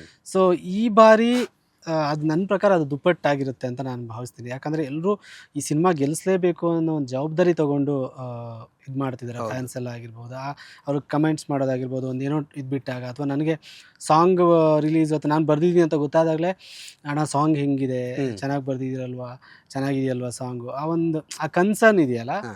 ಅದನ್ನ ನೋಡಿದ್ರೆ ಅನಿಸ್ತದೆ ಈ ಬಾರಿ ಅದು ಇನ್ನೊಂದು ಅವ್ರೇನು ಎಮೋಷನ್ಸ್ ಇದೆ ಅದು 2 ಪಟ್ಟು ಇರುತ್ತೆ ಅಂತ ನನಗೆ ಸೊ ಅನಿಸ್ತದೆ. ನಿಮಗೂ ಫ್ಯಾನ್ಸ್ ಏನಾದ್ರು ಕೇಳಿದಾರ ಸಾಂಗ್ ಈ ತರ ಚೆನ್ನಾಗಿದೆ ಅಂತನಾ, ಅಥವಾ ಮುಂಚೆ ಏನಾದ್ರು? ತುಂಬಾ ಮೆಸೇಜಸ್ ಬಂತು ನನಗೆ ಈ ಸಾಂಗ್ ರಿಲೀಸ್ ಟೈಮಲ್ಲಿ ಸಾಂಗ್ ಹೇಗಿದೆ ಅಣ್ಣ, ಒಂದು ಲೈನ್ ಕಳಿಸಿ ಸಾಂಗ್ದು, ಈ ಥರದ್ದೆಲ್ಲ ಬಂತು ನನಗೆ. ಸಾಂಗ್ ರಿಲೀಸ್ ಆದಮೇಲೆ ತುಂಬ ಇದು ಮಾಡಿದ್ರು, ನಮ್ಮ ಸರ್ ತುಂಬ ಚೆನ್ನಾಗಿ ಕಾಣ್ತಿದ್ದಾರೆ, ಸಾಂಗ್ ತುಂಬ ಚೆನ್ನಾಗಿ ಬರ್ದಿದ್ದೀರಾ ಅಂತೆಲ್ಲ ಬಂತು. ಆಮೇಲೆ ನಾನು ಅದೇ ಎಷ್ಟು ಸಾಂಗ್ ಬರ್ದಿದ್ದೀರಾ ಅಂತೆಲ್ಲ ಕೇಳಿದ್ರು ತುಂಬ ಜನ. ನಾನು ಹೇಳಿದೆ ಇನ್ನೊಂದು ಸಾಂಗ್ ಬರ್ದಿದ್ದೀನಿ, ಆ ಸಾಂಗ್ ಯಾವ ಥರ ಇದೆ, ಈ ಥರ ತುಂಬ ಇಂಟ್ರ್ಯಾಕ್ಟ್ ಮಾಡಿದ್ದಾರೆ. ಆ್ಯಂಡ್ ಅವ್ರ ಫ್ಯಾನ್ ಪೇಜವರೆಲ್ಲ ನನ್ನ ಫೋಟೋಸ್ ಹಾಕ್ಕೊಂಡು ನನಗೆ ತುಂಬ ಎಂಕರೇಜ್ ಮಾಡಿದ್ದಾರೆ. ಸೊ ಅದಂದರೆ ನನಗೆ ಅದೊಂದು ಡಿಫ್ರೆಂಟ್ ಎಕ್ಸ್ಪೀರಿಯನ್ಸ್ ನನಗೆ.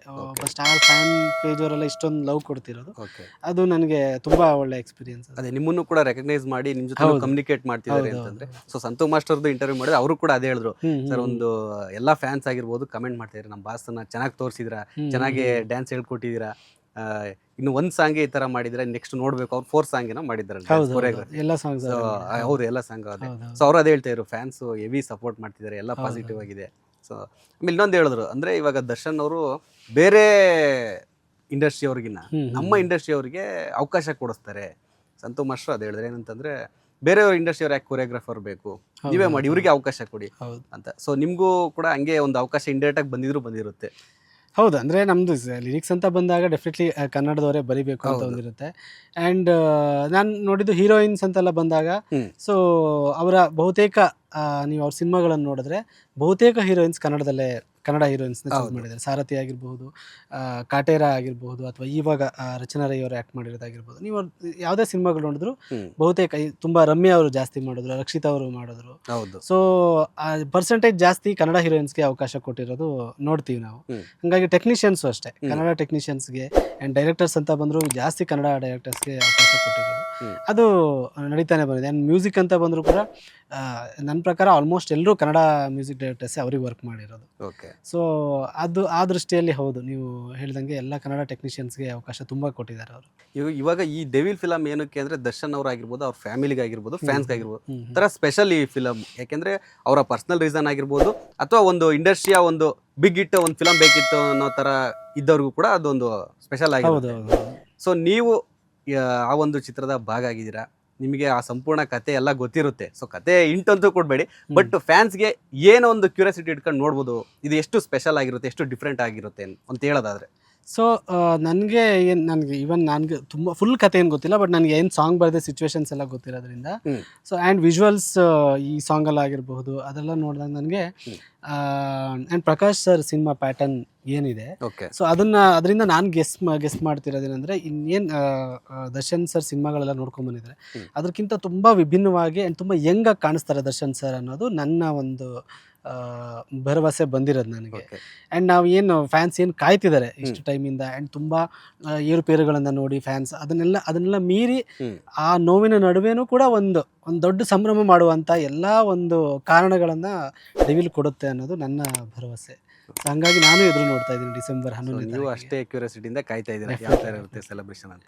ಸೊ ಏನು ಅಂದರೆ ನಿಮ್ಮ ಮೈಂಡ್ ಥಾಟ್ ಬಂದಿರುತ್ತೆ, ಸೊ ಏನಾಗ್ಬೋದು ಅಂತ, ಒಂಥರ ಹಬ್ಬದ ವಾತಾವರಣ ಇರುತ್ತೆ ಅಥವಾ ಯಾವ ಥರ ಅಂತ? ಖಂಡಿತ ಸರ್, ದೊಡ್ಡ ಹಬ್ಬ ಆಗುತ್ತೆ ಅಂತ.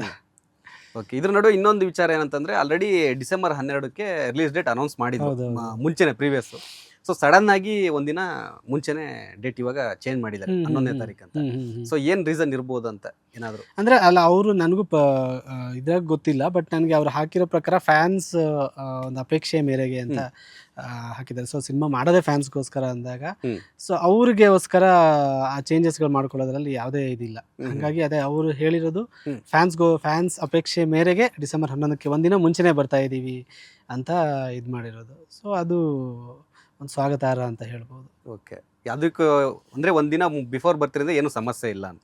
ಇಲ್ಲ ಅದೇನಿಲ್ಲ, ನಮಗೆ ಅದು ಟೆಕ್ನಿಕಲಿ ಹೆಂಗೆ ಏನಕ್ಕೆ ಅಂತ ಗೊತ್ತಿಲ್ಲ. ಬಟ್ ನಾನು ಎಲ್ಲ ನೀವೆಲ್ಲ ಹೆಂಗೆ ನೋಡಿದ್ರೆ ಹಾಗೆ ನೋಡಿರೋದು, ಪೋಸ್ಟಲ್ಲಿ ನೋಡಿರೋದ್ ಪ್ರಕಾರ ಫ್ಯಾನ್ಸ್ ಅಪೇಕ್ಷೆ ಮೇರೆಗೆ ಅಂತಲೇ ಇತ್ತು. ಸೊ ಅಂದರೆ ಫ್ಯಾನ್ಸ್ ಬೇರೆ ಬೇರೆ ಥರ ಪ್ಲ್ಯಾನ್ ಮಾಡ್ಕೋತಾ ಇರ್ಬೋದು ಅನ್ನೋದೊಂದು. ಓಕೆ, ಇವಾಗ ಇನ್ನೊಂದು ಏನಂತಂದರೆ ಪ್ರತಿಯೊಬ್ಬ ಸ್ಟಾರ್ಗಾಗಿರ್ಬೋದು, ಯಾರೇ ಆಗಿರ್ಬೋದು, ಅವ್ರಿಗೆ ಕಾಂಟ್ರವರ್ಸಿ, ಅದರಲ್ಲೂ ಕೂಡ ಸ್ಟಾರ್ ನಟ ದರ್ಶನ್ ಅವ್ರಿಗೆ ಕಾಂಟ್ರವರ್ಸಿಯಿಂದ ಅವ್ರು ಹೊರಗೇನಿಲ್ಲ. ಸೊ ಕಾಂಟ್ರವರ್ಸಿ ಇದ್ದೇ ಇದೆ. ಸೊ ಈಗ ಡೆವಿಲ್ ಫಿಲಮಲ್ಲಿ ಇವಾಗ ರೀಸೆಂಟಾಗಿ ಒಂದು ಕಾಂಟ್ರವರ್ಸಿ ಬಂತು. ಸೊ ಏನಂತಂದರೆ ಹಲವರಮ್ಮ ಆ ಒಂದು ಸಾಂಗಿನ ಕಾಪಿ ರೈಟ್ ಆಗಿದೆ. ಅಂದರೆ ಇವರು ತನ್ಮಯ್ ಗುರ್ರಾಜ್ ಅಂತ ಅವರೊಬ್ರು ನನ್ನ ಮಿಸ್ಸಿಂಗ್ ಸಿನಿಮಾ ಇದನ್ನ ಅವರು ಬಳಸ್ಕೊಂಡಿದ್ದಾರೆ ಅಂತ ಒಂದು ಆರೋಪ ಮಾಡಿದ್ದಾರೆ. ಸೊ ಇದ್ರ ಬಗ್ಗೆ ನೀವೇನು ಹೇಳ್ತೀರಾ ಸರ್? ಏನಾಗುತ್ತೆ ಈಗ ಒಬ್ರು ಮ್ಯೂಸಿಕ್ ಕಂಪೋಸಿಂಗ್ ಅಂತ ಕೂತಾಗ ಡೆಫಿನೆಟ್ಲಿ ಅವ್ರಿಗೆ ಕ್ರಿಯೇಟ್ ಮಾಡೋದೇ ಈಸಿ, ಬಿಟ್ಟರೆ ಯಾವುದೋ ಒಂದು ಸಾಂಗನ್ನ ಯಾವುದರಿಂದ ನಾನು ಇನ್ಸ್ಪೈರ್ ಆಗಲಿ ಅಂತ ಹುಡ್ಕೋದಿದೆಯಲ್ಲ, ಅದು ತುಂಬ ಕಷ್ಟ. ಅದನ್ನ ಯಾರೂ ಮಾಡಲ್ಲ ಸರ್, ಡೆಫಿನೆಟ್ಲಿ ಯಾರೂ ಮಾಡಲ್ಲ. ಯಾವುದು ಕ್ರಿಯೇಟಿವ್ ಆಗಿ ಏನು ಮಾಡ್ತಾ ಇರ್ತಾರೆ ಅದನ್ನು ತುಂಬ ಎಂಜಾಯ್ ಮಾಡ್ತಾ ಇರ್ತೀವಿ. ಅದ್ರ ಮಧ್ಯೆ ನಾವು ಇದು ಯಾವುದೋ ಒಂದು ಸಿನಿಮಾ, ಅದು ಸ್ಪೆಷಲಿ ಟು ಬಿ ಫ್ರ್ಯಾಂಕ್ ನಂಗೆ ಆ ಸಿನಿಮಾ ಹೆಸರು ಗೊತ್ತಿಲ್ಲ, ಆಯಿತಾ? ಸೊ ಯಾವುದೋ ಕೇಳದೇ ಇರೋ ಸಿನಿಮಾ ಕೇಳಿ ಅದನ್ನು ನನ್ನ ಪ್ರಕಾರ 200% ಆ ಹಾಡನ್ನು ಅವ್ರು ಕೇಳೇ ಇಲ್ಲ. ಆ್ಯಂಡ್ ಈಗ ನಾವೇ ಬರೆಯೋ ಕೂತಾಗ ನಾನು ಬರೆದಿರೋ ಒಂದು ಏನೋ ಫೀಲಿಂಗ್ಗಳು ಇನ್ಯಾರೋ ಒಬ್ರು ಬರೀಬಹುದು. ಹೌದು.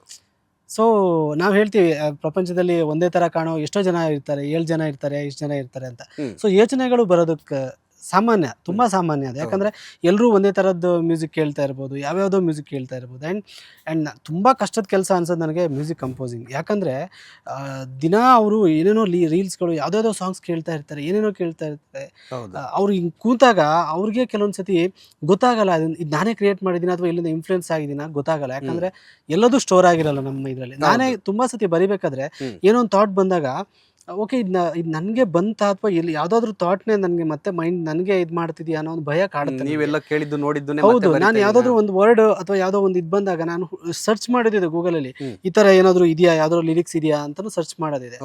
ಸೊ ಡೆಫಿನೆಟ್ಲಿ ನಮಗೆ ಇನ್ನೊಂದನ್ನು ಹುಡುಕಿ ಅದರಿಂದ ಇನ್ಸ್ಪೈರ್ ಆಗಿ ಅದನ್ನು ಮಾಡುವಷ್ಟು ಟೈಮ್ ಖಂಡಿತವಾಗ್ಲೂ ಯಾರಿಗೂ ಇಲ್ಲ. ಆ್ಯಂಡ್ ಈ ಡೆವಿಲ್ ಸಿನಿಮಾ ಇದ್ರಂತ ಬಂದಾಗ ಅಜ್ಜು ಸರ್ಗಂತೂ ಡೆಫಿನೆಟ್ಲಿ ಆ ಟೈಮ್ ಇಲ್ಲ. ಯಾಕಂದರೆ ಅವ್ರು ಎಷ್ಟು ಪ್ರೆಜರಲ್ಲಿ ಕೆಲಸ ಮಾಡಿದ್ದಾರೆ ಅಂತ ನಾನು ನೋಡಿದ್ದೀನಿ. ಕಾಂತಾರದ ಜೊತೆಗೆ ಮಾರ್ಕ್ ಆಗಿರ್ಬೋದು, ಡೆವಿಲ್ ಆಗಿರ್ಬೋದು, ಸೊ ಅವರ ಬೇರೆ ಲ್ಯಾಂಗ್ವೇಜ್ ಆಗಿರ್ಬೋದು.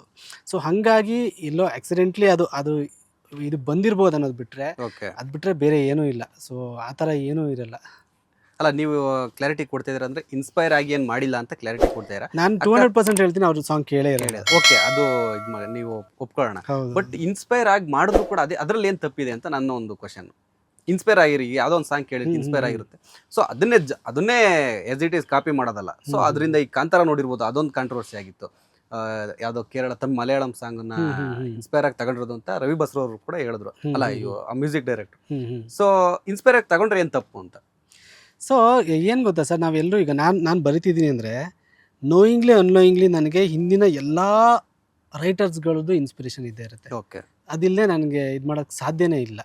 ಸೊ ಒಬ್ಬರು ಕಂಪೋಸರ್ ಅಂತ ಬಂದಾಗ ಅವರ ಹಿಂದಿನ ಜನ್ರೇಷನ್ ಮ್ಯೂಸಿಕ್ನೆಲ್ಲ ಈಗ ಒಬ್ಬ ಕಂಪೋಸರ್ ಸ್ಟ್ರೈಟ್ ಅವೇ ನಾನು ಒಂದು ಸಾಂಗ್ ಕೇಳೇ ಇಲ್ಲ, ಈಗ ಒಂದು ಸಾಂಗ್ ಕಂಪೋಸ್ ಮಾಡ್ತೀನಿ ಅಂತ ಕೂತ್ರೆ ಡೆಫಿನೆಟ್ಲಿ ಸಾಧ್ಯ ಇಲ್ಲ. ಸೊ ಲೈಫ್ ಇರೋದೇ ಹೆಂಗೆ, ಆ್ಯಂಡ್ ಟೆಕ್ನಿಕಲಿ ಮ್ಯೂಸಿಕ್ ಫೀಲ್ಡ್ ಆಗಿರ್ಬೋದು, ಇದೆಲ್ಲ ಇರೋದೇ ಹೆಂಗೆ, ನಿಮಗೆ ಕೇಳಿ ಎಲ್ಲಿಂದನೋ ಒಂದಿಷ್ಟು ಇನ್ಸ್ಪೈರ್ ಆಗಿನೇ ನಿಮ್ಮಲ್ಲಿ ಏನೊಂದು ಕ್ರಿಯೇಟಿವಿಟಿ ಹುಟ್ಟುತ್ತೆ. ಒಬ್ಬ ಸಿನಿಮಾ ಮೇಕರ್ ಒಂದು ಶಾರ್ಟ್ ತೆಗಿತಾನ ಅಂದರೆ ಸೊ ಅವ್ನು ಎಷ್ಟೋ ಸಿನಿಮಾಗಳ ನೋಡಿರ್ತಾನೆ. ಸೊ ಅದೆಲ್ಲ ಇನ್ಸ್ಪೈರ್ ಆಗಿನೇ ಬರೋಕ್ಕೆ ಸಾಧ್ಯ. ಸೊ ಯಾವುದೋ ನಾನು ಎಲ್ಲೂ ನೋಡ್ದೇನೆ ಒಂದು ಕೋಣೆಯಲ್ಲಿ ಕೂತ್ಕೊಂಡು ಒಂದು ಸಿನಿಮಾ ನೋಡಿದೆ, ಒಂದು ಸಾಂಗನ್ನು ಕೇಳಿದೆ, ಒಂದು ಬುಕ್ಕನ್ನು ಓದಿದೆ, ನಾನು ಬರೀತೀನಿ ಅಥವಾ ಕ್ರಿಯೇಟ್ ಮಾಡ್ತೀನಿ ಅಂದರೆ ಅದು ಸಾಧ್ಯನೇ ಇಲ್ಲ. ಸೊ ಒಂದಲ್ಲ ಒಂದು ರೀತಿಯಲ್ಲಿ ಇನ್ಸ್ಪಿರೇಷನ್ ಅಂತ ಇದ್ದೇ ಇರುತ್ತೆ. ಇದರ ಅದು ಲೈಫಿಂದ ಇರ್ಬೋದು ಅಥವಾ ಯಾವುದೋ ಸಿನಿಮಾಗಳಿಂದ ಇರ್ಬೋದು, ಅದು ಇದ್ದೇ ಇರುತ್ತೆ. ಸೊ ಅದು ಹಾಗೇ ಆಗುತ್ತೆ ಸರ್, ಯಾವ ಕ್ರಿಯೇಟಿವ್ ಪರ್ಸನ್ಗಾದ್ರೂ ಅದು ಹಾಗೇ ಆಗುತ್ತೆ ಸರ್. ಇವಾಗ ಡೆವಿಲಲ್ಲಿ ಎಷ್ಟು ಸಿನಿಮಾ ಸಾಂಗ್ ಇದೆ? 4 or 5 ಇವಾಗ? 4 ಸಾಂಗ್ಸ್ ಇರೋದು. ಅದರಲ್ಲಿ ಅದೇ 2 ಅನಿರುದ್ಧ ಶಾಸ್ತ್ರಿ ಅವರು ಬರೆದಿರೋದು, 2 mass song. Okay. So 2 romantic song ನಾನು ನಿಮ್ದು 2 ಬರೆದಿದ್ದೀನಿ. ಇದೆ, ಅನಿರುದ್ಧ ಒಂದೇ ಒಂದು ಸಲ, ಇನ್ನೊಂದು ಏನೋ ಒಂಥರ ಚಂದ ಅಂತ, ಅದು ರಿಲೀಸ್ ಆಗಬೇಕು. ಓಕೆ. ಇವಾಗ ಆಲ್ರೆಡಿ ಒಂದು ಸಾಂಗ್ ಅಲ್ಲೇ ಟ್ರೆಂಡಲ್ಲಿ ಇದೆ, ಇನ್ನೊಂದು ಇದ್ರೆ ನೆಮ್ಮದಿ ಆಗಿರೋ ಅದು ಟ್ರೆಂಡಲ್ಲಿ ಇದೆ. ಸೊ ಇವಾಗ ಮೊನ್ನೆ ರಿಲೀಸ್ ಆಗಿದೆ ಅಲವರಾಮ, ಅದು ಕೂಡ ಟ್ರೆಂಡಿಂಗ್ ಅಲ್ಲಿ ಇದೆ. ಸೊ ಇನ್ನು ನಿಮಗೆ ಈ ಡೆವಿಲ್ ಸಿನಿಮಾ ಅಷ್ಟು ಸಾಂಗ್ ತಗೊಂಡ್ರೆ ಈ ಸಾಂಗ್ ನನ್ನ ಫೇವ್ರೇಟ್ ಅಂದ್ರೆ ನೀವು ಆಸ್ ಎ ಚಿತ್ರ ಸಾಹಿತಿ ಆಗಿಲ್ಲ, ಫ್ಯಾನ್ ಆಗಿ, ಒಬ್ಬ ಲಿಸನರ್ ಆಗಿ ನೋಡೋದು. ಸೊ ನನಗೆ ಆ್ಯಕ್ಚುಲಿ ರಿಲೀಸ್ ಆಗದೆ ಇರುವಂಥ ಏನು ಸಾಂಗ್ ಇದೆ, ಏನೋ ಒಂಥರ ಚಂದ, ಅದು ನನಗೆ ತುಂಬ ಇಷ್ಟ. ಅದು ರೊಮ್ಯಾಂಟಿಕ್, ಅದು ರೊಮ್ಯಾಂಟಿಕ್ ಸಾಂಗ್, ಮೌಂಟೇಜ್ ಸಾಂಗು. ಬಟ್ ನನಗೆ ಅದು ತುಂಬ ಇಷ್ಟ. ಅಫ್ಕೋರ್ಸ್ ನನಗೆ ಒಂದೇ ಒಂದು ಸಲನೂ ಕೂಡ ಇಷ್ಟ, ಬಟ್ ಈ ಸಾಂಗ್ ನನಗೆ ತುಂಬ ಇಷ್ಟ. ಮನ್ಸಿಗೆ ಅದು ಗೊತ್ತಿಲ್ಲ, ಕೆಲವೊಂದು ಮನ್ಸಿಗೆ ತುಂಬ ಹತ್ರ ಆಗುತ್ತಲ್ವ ಅದು. ಆ್ಯಂಡ್ ಫಸ್ಟ್ ಸಾಂಗ್ ಇದೇ ಬರ್ದಿರೋದ್ರಿಂದನೂ ಇರ್ಬೋದು. ಆ್ಯಂಡ್ ಆ ಸಾಂಗಲ್ಲಿ ಬರೋವಂಥ ಒಂದಿಷ್ಟು ವಿಚಾರಗಳು, ನಾನು ಬರೆದಂಥ ಒಂದಿಷ್ಟು ಲೈನ್ಸ್ಗಳು ನನಗಿಷ್ಟ. ಆ್ಯಂಡ್ ಮ್ಯೂಸಿಕ್ ಕಂಪೋಸಿಷನ್ ತುಂಬ ಇಷ್ಟ ನನಗೆ. ತುಂಬ ಡಿಫ್ರೆಂಟ್ ಆಗಿದೆ, ಕನ್ನಡಕ್ಕೆ ತುಂಬ ಡಿಫ್ರೆಂಟ್ ಆಗಿ ಅನಿಸುತ್ತೆ ನನಗೆ ಅದು. ಇನ್ನು ಪ್ರಮೋದ್ ಮರವಂತೆಯವ್ರಿಗೆ ಇನ್ನು ಸ್ಯಾಂಡಲ್ವುಡ್ಡಲ್ಲಿ ಹಿಂದಿನವರಾಗಿರ್ಬೋದು, ಈಗ ಪ್ರೆಸೆಂಟ್ ಇರೋರಾಗಿರ್ಬೋದು, ಯಾರಾದರೂ ಚಿತ್ರ ಸಾಹಿತಿ ಬರಹಗಾರರು ಇವ್ರು ನನ್ನ ಫೇವ್ರೇಟು, ಇವ್ರ ಥರ ನಾನು ಬರೀಬೇಕು ಅಂತಿದ್ರೆ ಯಾರು? ಸೊ ನಾನು ಈಗ ಅಷ್ಟೇ ಹೇಳಿದೆ, ನಾನು ತುಂಬ ಈ ಏನು ನಮ್ಮ ಹಿಂದಿನ ಒಂದು ಪೀಳಿಗೆ ಇದೆ, ಬರಹಗಾರರ ಪೀಳಿಗೆ, ಅವರೆಲ್ಲರೂ ನನಗಿಷ್ಟ.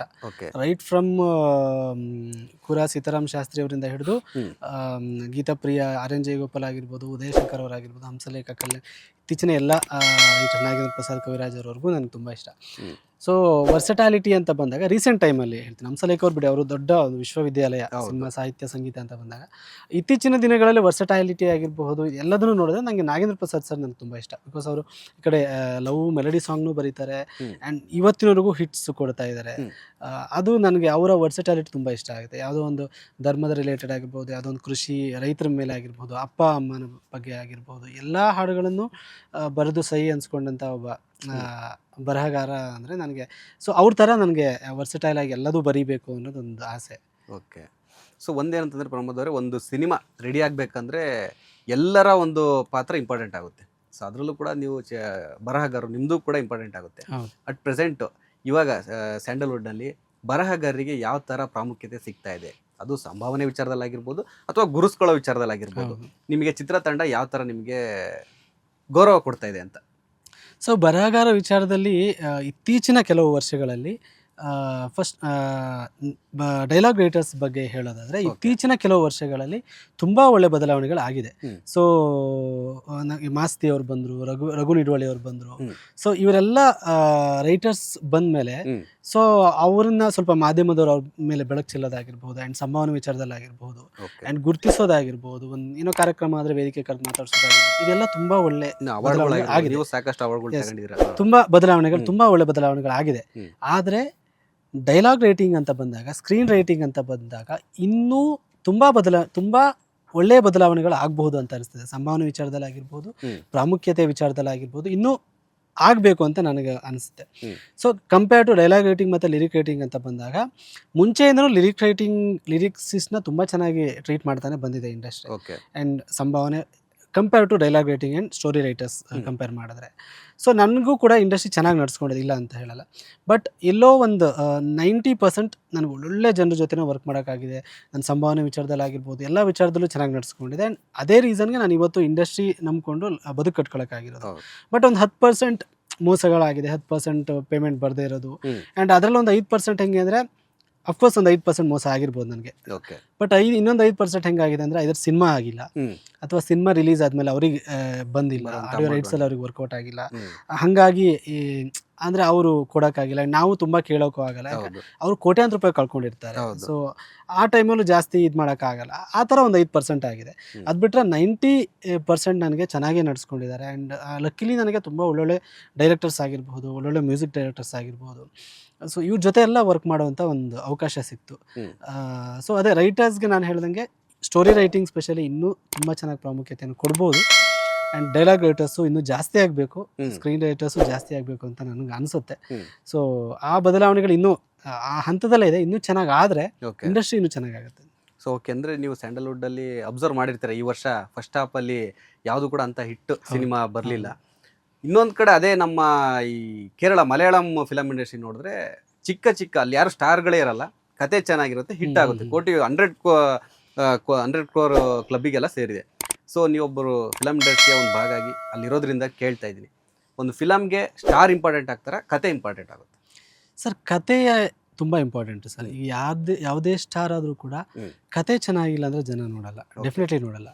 ಸೊ ಈವನ್ ಮಲಯಾಳಂ ಇಂಡಸ್ಟ್ರಿ ನಾವು ಹೇಳ್ತೀವಿ, ನಮ್ಮ ಇಂಡಸ್ಟ್ರಿಯಲ್ಲೂ ನಟರ ವಿಚಾರದಲ್ಲಿ ನಾವು ಟಾಪಲ್ಲಿದ್ದೀವಿ.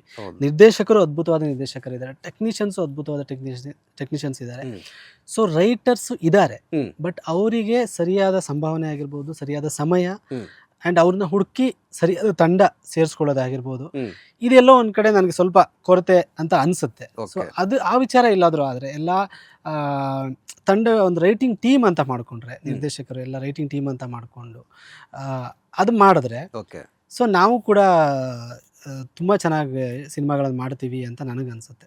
ಸೊ ಹಾಗಾಗಿ ಬೇರೆ ಏನೂ ಕೊರತೆ ಇಲ್ಲ, ರೈಟಿಂಗ್ಗೆ ಪ್ರಾಮುಖ್ಯತೆಯನ್ನು ಕೊಡೋದನ್ನ ಇನ್ನೊಂಚೂರು ಜಾಸ್ತಿ ಮಾಡಿಕೊಂಡ್ರೆ ಮೇ ಬಿ ನಾವು ಸೌತಲ್ಲಿ ನಾವು ಟಾಪ್ ಆಗ್ತೀವಿ ಅನ್ಸುತ್ತೆ ನನಗೆ. ಓಕೆ, ಅಂದರೆ ಇತ್ತೀಚೆಗೆ ಅದು ಸ್ವಲ್ಪ ಬೆಟರ್ ಅಂತ ಅನಿಸ್ತಿದ್ಯಾ? ಆಗ್ತಿದೆ, ಬೆಟರ್ ಆಗ್ತಿದೆ, ಇನ್ನೂ ತುಂಬ ಆಗಬೇಕು.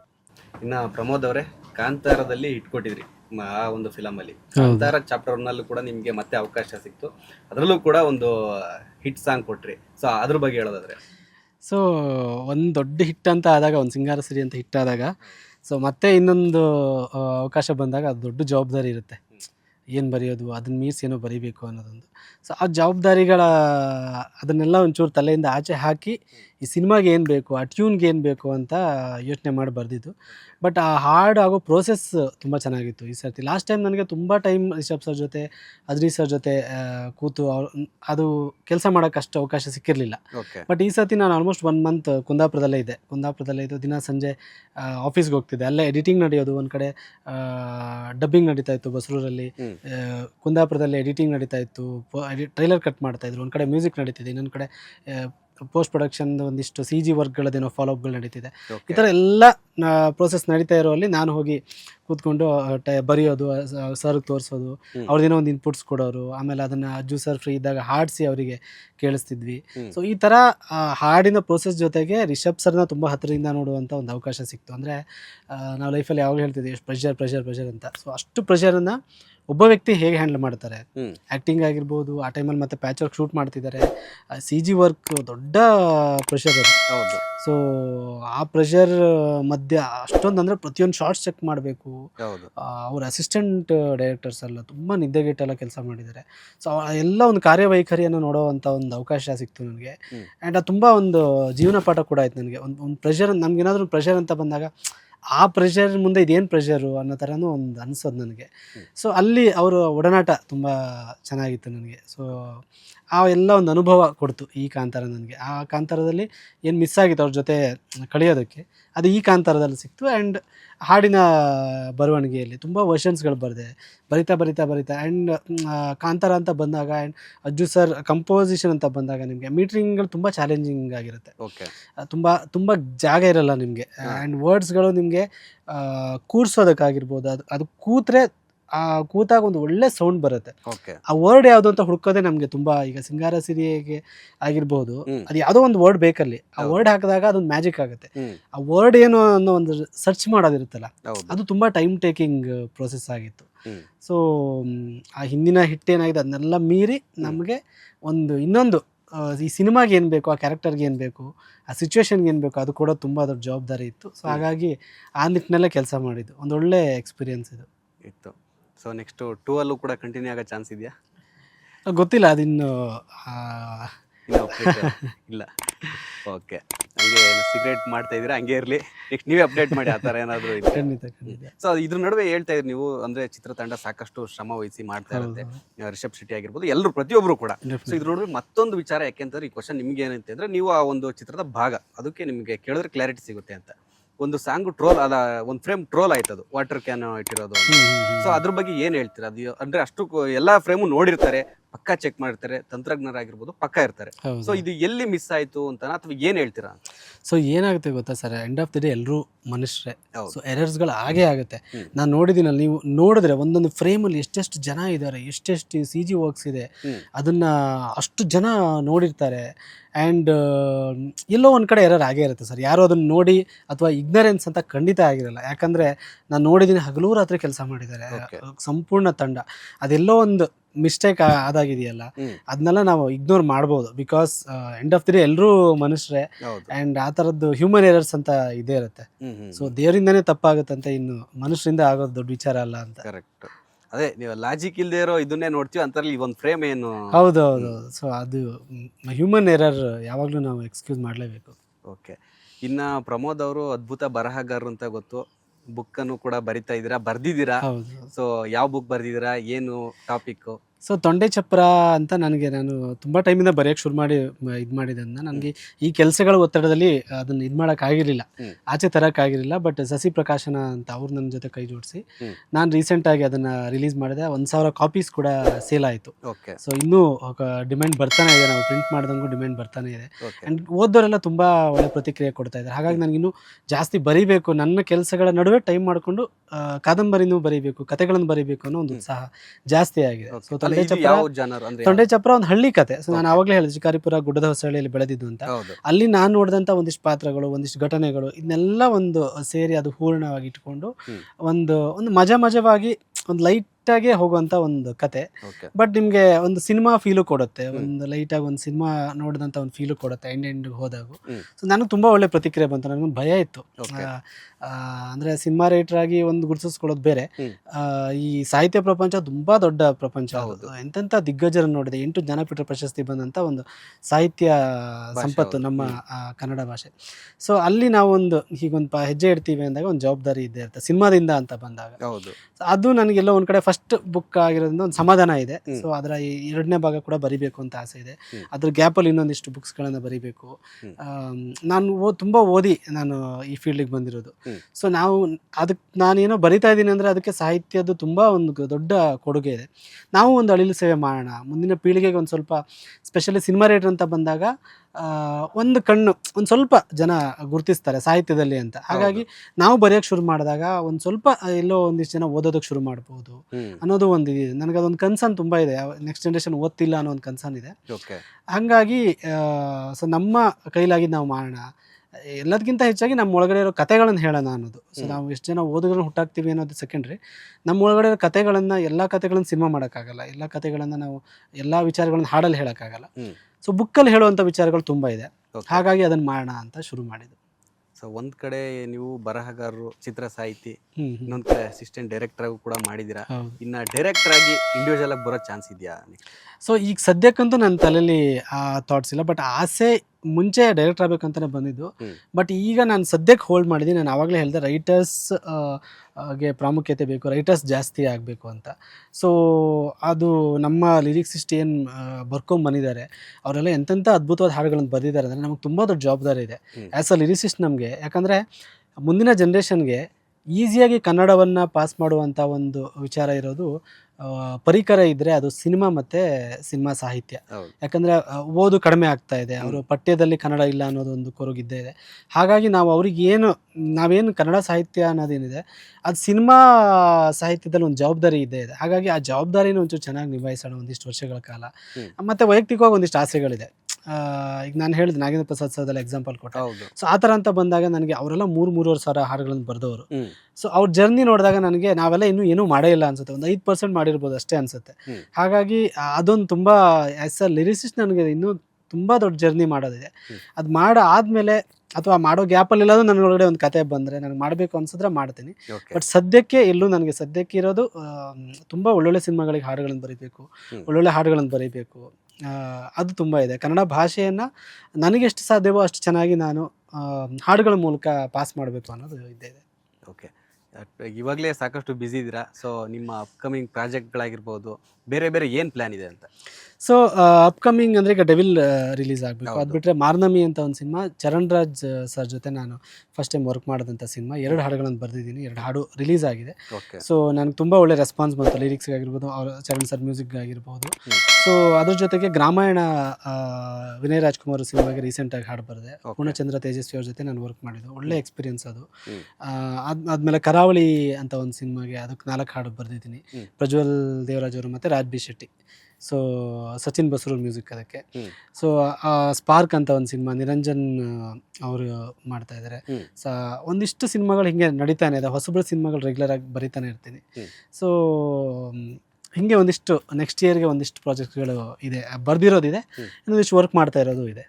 ಓಕೆ, ಅಲ್ಲ ನಿಮ್ಗೊಂದು ವಿಷನ್ ಅಂತ ಇರುತ್ತೆ, ಗುರಿ. ಸೊ ಏನು ನೆಕ್ಸ್ಟ್ ಇದೆ ಸಾಹಿತ್ಯ ಇದರಲ್ಲೇ ಏನು ಮಾಡಬೇಕು ಅಂತ ಅನ್ಕೊಂಡಿದ್ದೀರಾ ಅಂತ? ನನಗೆ ನಾನು ಹೇಳ್ದಂಗೆ ಎಲ್ಲ ಸ್ಟಾರ್ಸ್ಗೂ ಬರಿಬೇಕು ಅನ್ನೋದೊಂದು, ಓಕೆ, ಎಲ್ಲ ಥರದ ಹಾಡುಗಳನ್ನು ಬರಿಬೇಕು, ಎಲ್ಲ ಥರದ ಹಾಡುಗಳು ಹಿಟ್ ಕೊಡಬೇಕು ಅನ್ನೋದು ಒಂದು ಆಸೆ ಇದೆ. ಅದಾದಮೇಲೆ ಒಂದಿಷ್ಟು ನಂಬರ್ಸ್ ಅಂತ ಇದೆ ನನಗೆ. ಮುಂಚೆಯವರೆಲ್ಲ ಬರೀ 2,000, ಕಲ್ಯಾಣ್ ಸರ್ ಆಗಿರ್ಬೋದು, ಕವಿ ಸರ್ ಎಲ್ಲ 2,000, 3,000 ಹಾಡುಗಳನ್ನು ಬರೆದಿದೆ. ನನಗೆ ಈಗ ನನಗಿರೋ ಗೋಲು 1,000 ಹಾಡುಗಳನ್ನು ನಾನು ಬರೀಬೇಕು, ಸಿನಿಮಾ ಹಾಡುಗಳನ್ನು ಅನ್ನೋದು ಸದ್ಯಕ್ಕಿರೋ ಗೋಲ್ ನನಗೆ. ಅದಾದಮೇಲೆ ಏನಾಗುತ್ತೋ ಗೊತ್ತಿಲ್ಲ, ಅದಾದಮೇಲೆ ನಿರ್ದೇಶನ ಮಾಡಬೇಕು ಅಂತ ಅನಿಸುತ್ತೋ ಅಥವಾ ಮತ್ತೆ 2,000 ಬರೀಬೇಕು ಅನಿಸುತ್ತೋ ಗೊತ್ತಿಲ್ಲ. ಸೊ ಈಗ ಸದ್ಯಕ್ಕೆ ನಾನು 1,000 ಹಾಡುಗಳನ್ನು ಬರೀಬೇಕು. ನನ್ನ ಸಾಹಿತ್ಯ ಅಂತ ಬಂದಾಗ ಒಂದು ನನ್ನದೇ ಆದ ಒಂದು ಶೈಲಿಯಲ್ಲಿ ಚೆನ್ನಾಗಿ ಬರೀಬೇಕು, ತುಂಬ ಜವಾಬ್ದಾರಿಯಿಂದ ಬರೀಬೇಕು. ಅದು ಸಣ್ಣ ಸಿನಿಮಾ ಆಗಿರ್ಬೋದು, ದೊಡ್ಡ ಸಿನಿಮಾ ಆಗಿರ್ಬೋದು, ಯಾವ ಹೀರೋ ಸಿನಿಮಾ ಆಗಿದ್ರೂ ಕೂಡ ನಾನು ಬರೆದಾಗ ಅದನ್ನು ನನ್ನ ಜವಾಬ್ದಾರಿ ನಾನೇನಿದೆ ಅದನ್ನು ಚೆನ್ನಾಗಿ ಮಾಡಬೇಕು. ಒಂದು ಒಳ್ಳೆ ಪೊಯೆಟ್ರಿ ಇರಬೇಕು ಅದರಲ್ಲಿ, ಪ್ರತಿಯೊಬ್ಬರಿಗೂ ಕನೆಕ್ಟ್ ಆಗುವಂಥ ಒಂದು ಪೊಯೆಟ್ರಿ ಇರಬೇಕು ಅನ್ನೋದು ನನ್ನ ಆಸೆ. ಅದು ಅಂದರೆ ಇವಾಗ ಪ್ರಮೋದ್ ಅವರು ಬರೀ ರೊಮ್ಯಾಂಟಿಕ್ ಜಾನರಲ್ಲೇ ಮಾಡ್ತಾರೆ ಅಥವಾ ನಿಮ್ಮ ಫೇವ್ರೇಟ್ ಜಾನರ್ ಯಾವುದು ಅಥವಾ ಎಲ್ಲ ಜಾನರಲ್ಲೂ ಮಾಡ್ತೀರಾ ಅಂತ? ಸೊ ಏನಾಗಿದೆ, ನನ್ನ ಜರ್ನಿ ನೀವು ನೋಡಿದ್ರೆ ನನ್ನ ಇನ್ಸ್ಪೆಕ್ಟರ್ ವಿಕ್ರಮಲ್ಲಿ ನಾನು ಟೈಟಲ್ ಅವರು ಇಂಟ್ರೊಡಕ್ಷನ್ ಸಾಂಗ್ ಬರೆದಿದ್ದೆ, ಬೈರಾಗಿಯಲ್ಲೂ ಒಂದು ಪೆಪ್ಪಿ ನಂಬರ್ ಬರೆದಿದ್ದೆ, ಪ್ಯಾಥೋ ಕೂಡ ಬರೆದಿದ್ದೆ, ಮಾರ್ಟಿನಲ್ಲಿ ಐಟಮ್ ನಂಬರ್ ಬರೆದಿದ್ದೆ, ಕಬ್ಜದಲ್ಲಿ ಐಟಮ್ ನಂಬರ್ ಬರೆದಿದ್ದೆ. ಸೊ ತುಂಬ ರತನ್ ಪ್ರಪಂಚದಲ್ಲಿ ವಾಟ ಲೈಫು ಅಂತ ಹೀರೋ ಇಂಟ್ರೊಡಕ್ಷನ್ ಥರ ಒಂದು ಪೆಪ್ಪಿ ನಂಬರ್ ಬರೆದಿದ್ದೆ, ಮರ್ಯಾದೆ ಪ್ರಶ್ನೆಯಲ್ಲಿ ಟೇಕ್ ಇಟ್ ಈಸಿ. ಸೊ ಈ ಥರ ತುಂಬ ಸಾಂಗ್ಗಳಿದೆ. ಸೊ ನಾನು ಬರ್ದಿದ್ದೆ. ಬಟ್ ಏನಾಗುತ್ತೆ, ನೀವು ಒಂದು ದೊಡ್ಡ ಹಿಟ್ ಅಂತ ನೀವು ಯಾವಾಗ ಒಂದು ಸಿಂಗಾರ ಸಿರಿಯ ಥರದ ಒಂದು ದೊಡ್ಡ ಹಿಟ್ ಆಗುತ್ತೆ, ಆವಾಗ ನಿಮಗೆ ಅದೊಂದು ಆಗುತ್ತೆ, ನಿಮಗೆ ಜಾಸ್ತಿ ರೊಮ್ಯಾಂಟಿಕ್ ಸಾಂಗ್ ಬರೋದಕ್ಕೆ ಶುರು ಆಗುತ್ತೆ, ಅದೇ ಒಂದು ಕೂರುತ್ತೆ, ಅದಾಗುತ್ತೆ. ಸೊ ಹಂಗಾಗಿದೆ ನನಗೆ. ನಂಗೆ ತುಂಬ ಖುಷಿ ಇದೆ, ಯಾಕಂದರೆ ಒಂದು ರಾಜ್ಕುಮಾರ್ ಸಿನಿಮಾದಲ್ಲಿ ಒಂದು ಡೈಲಾಗ್ ಇದೆ, ನಾವೇನು ನಮ್ಮ ಬದುಕು ಎಷ್ಟೋ ಜನರ ಕನಸು ಅಂತ. ನಾವು ಬ್ಲೇಮ್ ಮಾಡ್ಕೋಬಾರ್ದು ಯಾವಾಗಲೂ. ನಾವೇನಿದೆ ಅದನ್ನು ನಾವೇನು ಕೂತಿದ್ದೀವಿ ಈಗ. ಸೊ ನಾನು ಲಿರಿಕ್ ರೈಟರ್ ಆಗಿದ್ದೀನಿ. ಸೊ ತುಂಬ ಜನ ಲಿರಿಕ್ ರೈಟರ್ ಆಗಬೇಕು ಅಂತ ಕಾಯ್ತಿರ್ತಾರೆ, ಎಷ್ಟೋ ಜನ ಇನ್ಸ್ಟಾಗ್ರಾಮಲ್ಲಿ ಮೆಸೇಜ್ ಮಾಡ್ತಿರ್ತಾರೆ. ಸೊ ನಾವೇನು ಬರಿತಾ ಇದ್ದೀವಿ, ಏನು ಮಾಡ್ತೀವಿ, ಅದ್ರಲ್ಲಿ ತುಂಬ ತೃಪ್ತಿ ಇದೆ ನನಗೆ. ಅದ್ರ ಜೊತೆಗೆ ಸೊ ಇನ್ನೂ ಅಂದರೆ ನಾನು ಬೇರೆ ಸಾಂಗ್ಗಳಾಗಿರ್ಬೋದು, ನನಗೆ ನೀವು ಕೇಳಿದ್ರೆ ಯಾವ ಜಾನರ್, ಅಫ್ಕೋರ್ಸ್ ನನಗೆ ರೊಮ್ಯಾಂಟಿಕ್ ಜಾನರ್ ತುಂಬ ಇಷ್ಟ.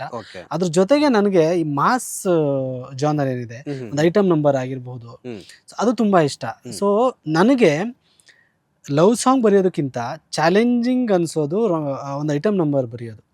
ಬಿಕಾಸ್ ನಿಮಗೆ ಎಷ್ಟೊಂದು ಹಾಡುಗಳು ಬಂದಿದೆ, ಅದರಲ್ಲಿ ಒಂದು ಗೆರೆ ಇದೆ, ಆ ಗೆರೆ ದಾಟದೇನೆ ಒಂದು ಐಟಮ್ ನಂಬರ್ ಬರೆಯೋದಿದೆಯಲ್ಲ. ಯಾಕಂದರೆ ನಾನೊಂದು ಐಟಮ್ ನಂಬರ್ ಬರೆಯೋಕ್ಕೆ ಕೂತಾಗ ನನಗೊಂದು ಅದು ಯಾವಾಗಲೂ ಇರುತ್ತೆ, ಒಂದು ಗೆರೆ ದಾಟಬಾರ್ದು. ಯಾಕಂದರೆ ಅದನ್ನು ಮಕ್ಕಳು ಹಾಡೋದ್ರಿಂದ ಅದೊಂದು ಜವಾಬ್ದಾರಿ ಇದ್ದೇ ಇರುತ್ತೆ. ಈಗ ನಾಳೆ ನಮ್ಮ ಮನೇಲಿ ಯಾರೋ ಮಕ್ಕಳು ನಮ್ಮ ಹಾಡನ್ನು ಹಾಡ್ಕೋತಿರ್ಬೇಕಾದ್ರೆ ಅದು ಆಭಾಸ ಅನಿಸ್ಬಾರ್ದು ನನಗೆ. ಯಾವುದೋ ಒಂದು ಪದ ಕೇಳಿದಾಗ ಆಭಾಸ ಅನಿಸ್ಬಾರ್ದು, ಅದೊಂದು ಜವಾಬ್ದಾರಿ ಇರುತ್ತೆ. ಹಾಗಾಗಿ ನನಗೆ ಮಾಸ್ ಜಾನರ್ ಕೂಡ ತುಂಬ ಇಷ್ಟ ನನಗೆ. ಸೊ ಹೇಳಿದ್ರಿ, ಇವಾಗ ನೀವು ಹೇಳ್ದಂಗೆ ಸಾಕಷ್ಟು ಜನ ನನಗೆ ಮೆಸೇಜ್ ಮಾಡ್ತಿದ್ದಾರೆ ಒಂದು ಅವಕಾಶಕ್ಕಾಗಿ ಆಗಿರ್ಬೋದು, ಅವರ ಒಂದು ಪ್ರತಿಭೆನ ತೋರ್ಸಕ್ಕಾಗಿರ್ಬೋದು. ಸೊ ಇವಾಗ ಅಪ್ಕಮಿಂಗ್ ಬರೋಂಥವ್ರಿಗೆ, ಯೂತ್ಸಿಗೆ, ಯುವ ಬರಹಗಾರರಿಗೆ, ಆದರೂ ಚಿತ್ರ ಸಾಹಿತ್ಯವರಿಗೆ ಏನು ಹೇಳಕ್ಕೆ ಇಷ್ಟಪಡ್ತೀರಾ? ಸೊ ಕೊಡೋದಾದ್ರೆ ಖಂಡಿತ. ಸೊ ಏನಾಗುತ್ತೆ ಅಂದರೆ, ನನಗೆ ಇನ್ಸ್ಟಾಗ್ರಾಮಲ್ಲಿ ಮೆಸೇಜ್ ಮಾಡೋರು 90% ಹೆಂಗೆ ಅಂದರೆ, ಡೈರೆಕ್ಟ್ ನಾನು ಬರಿತೀನಿ, ನನಗೊಂದು ಅವಕಾಶ ಕೊಡಿ ಅಂತ ಕೇಳ್ತಾರೆ.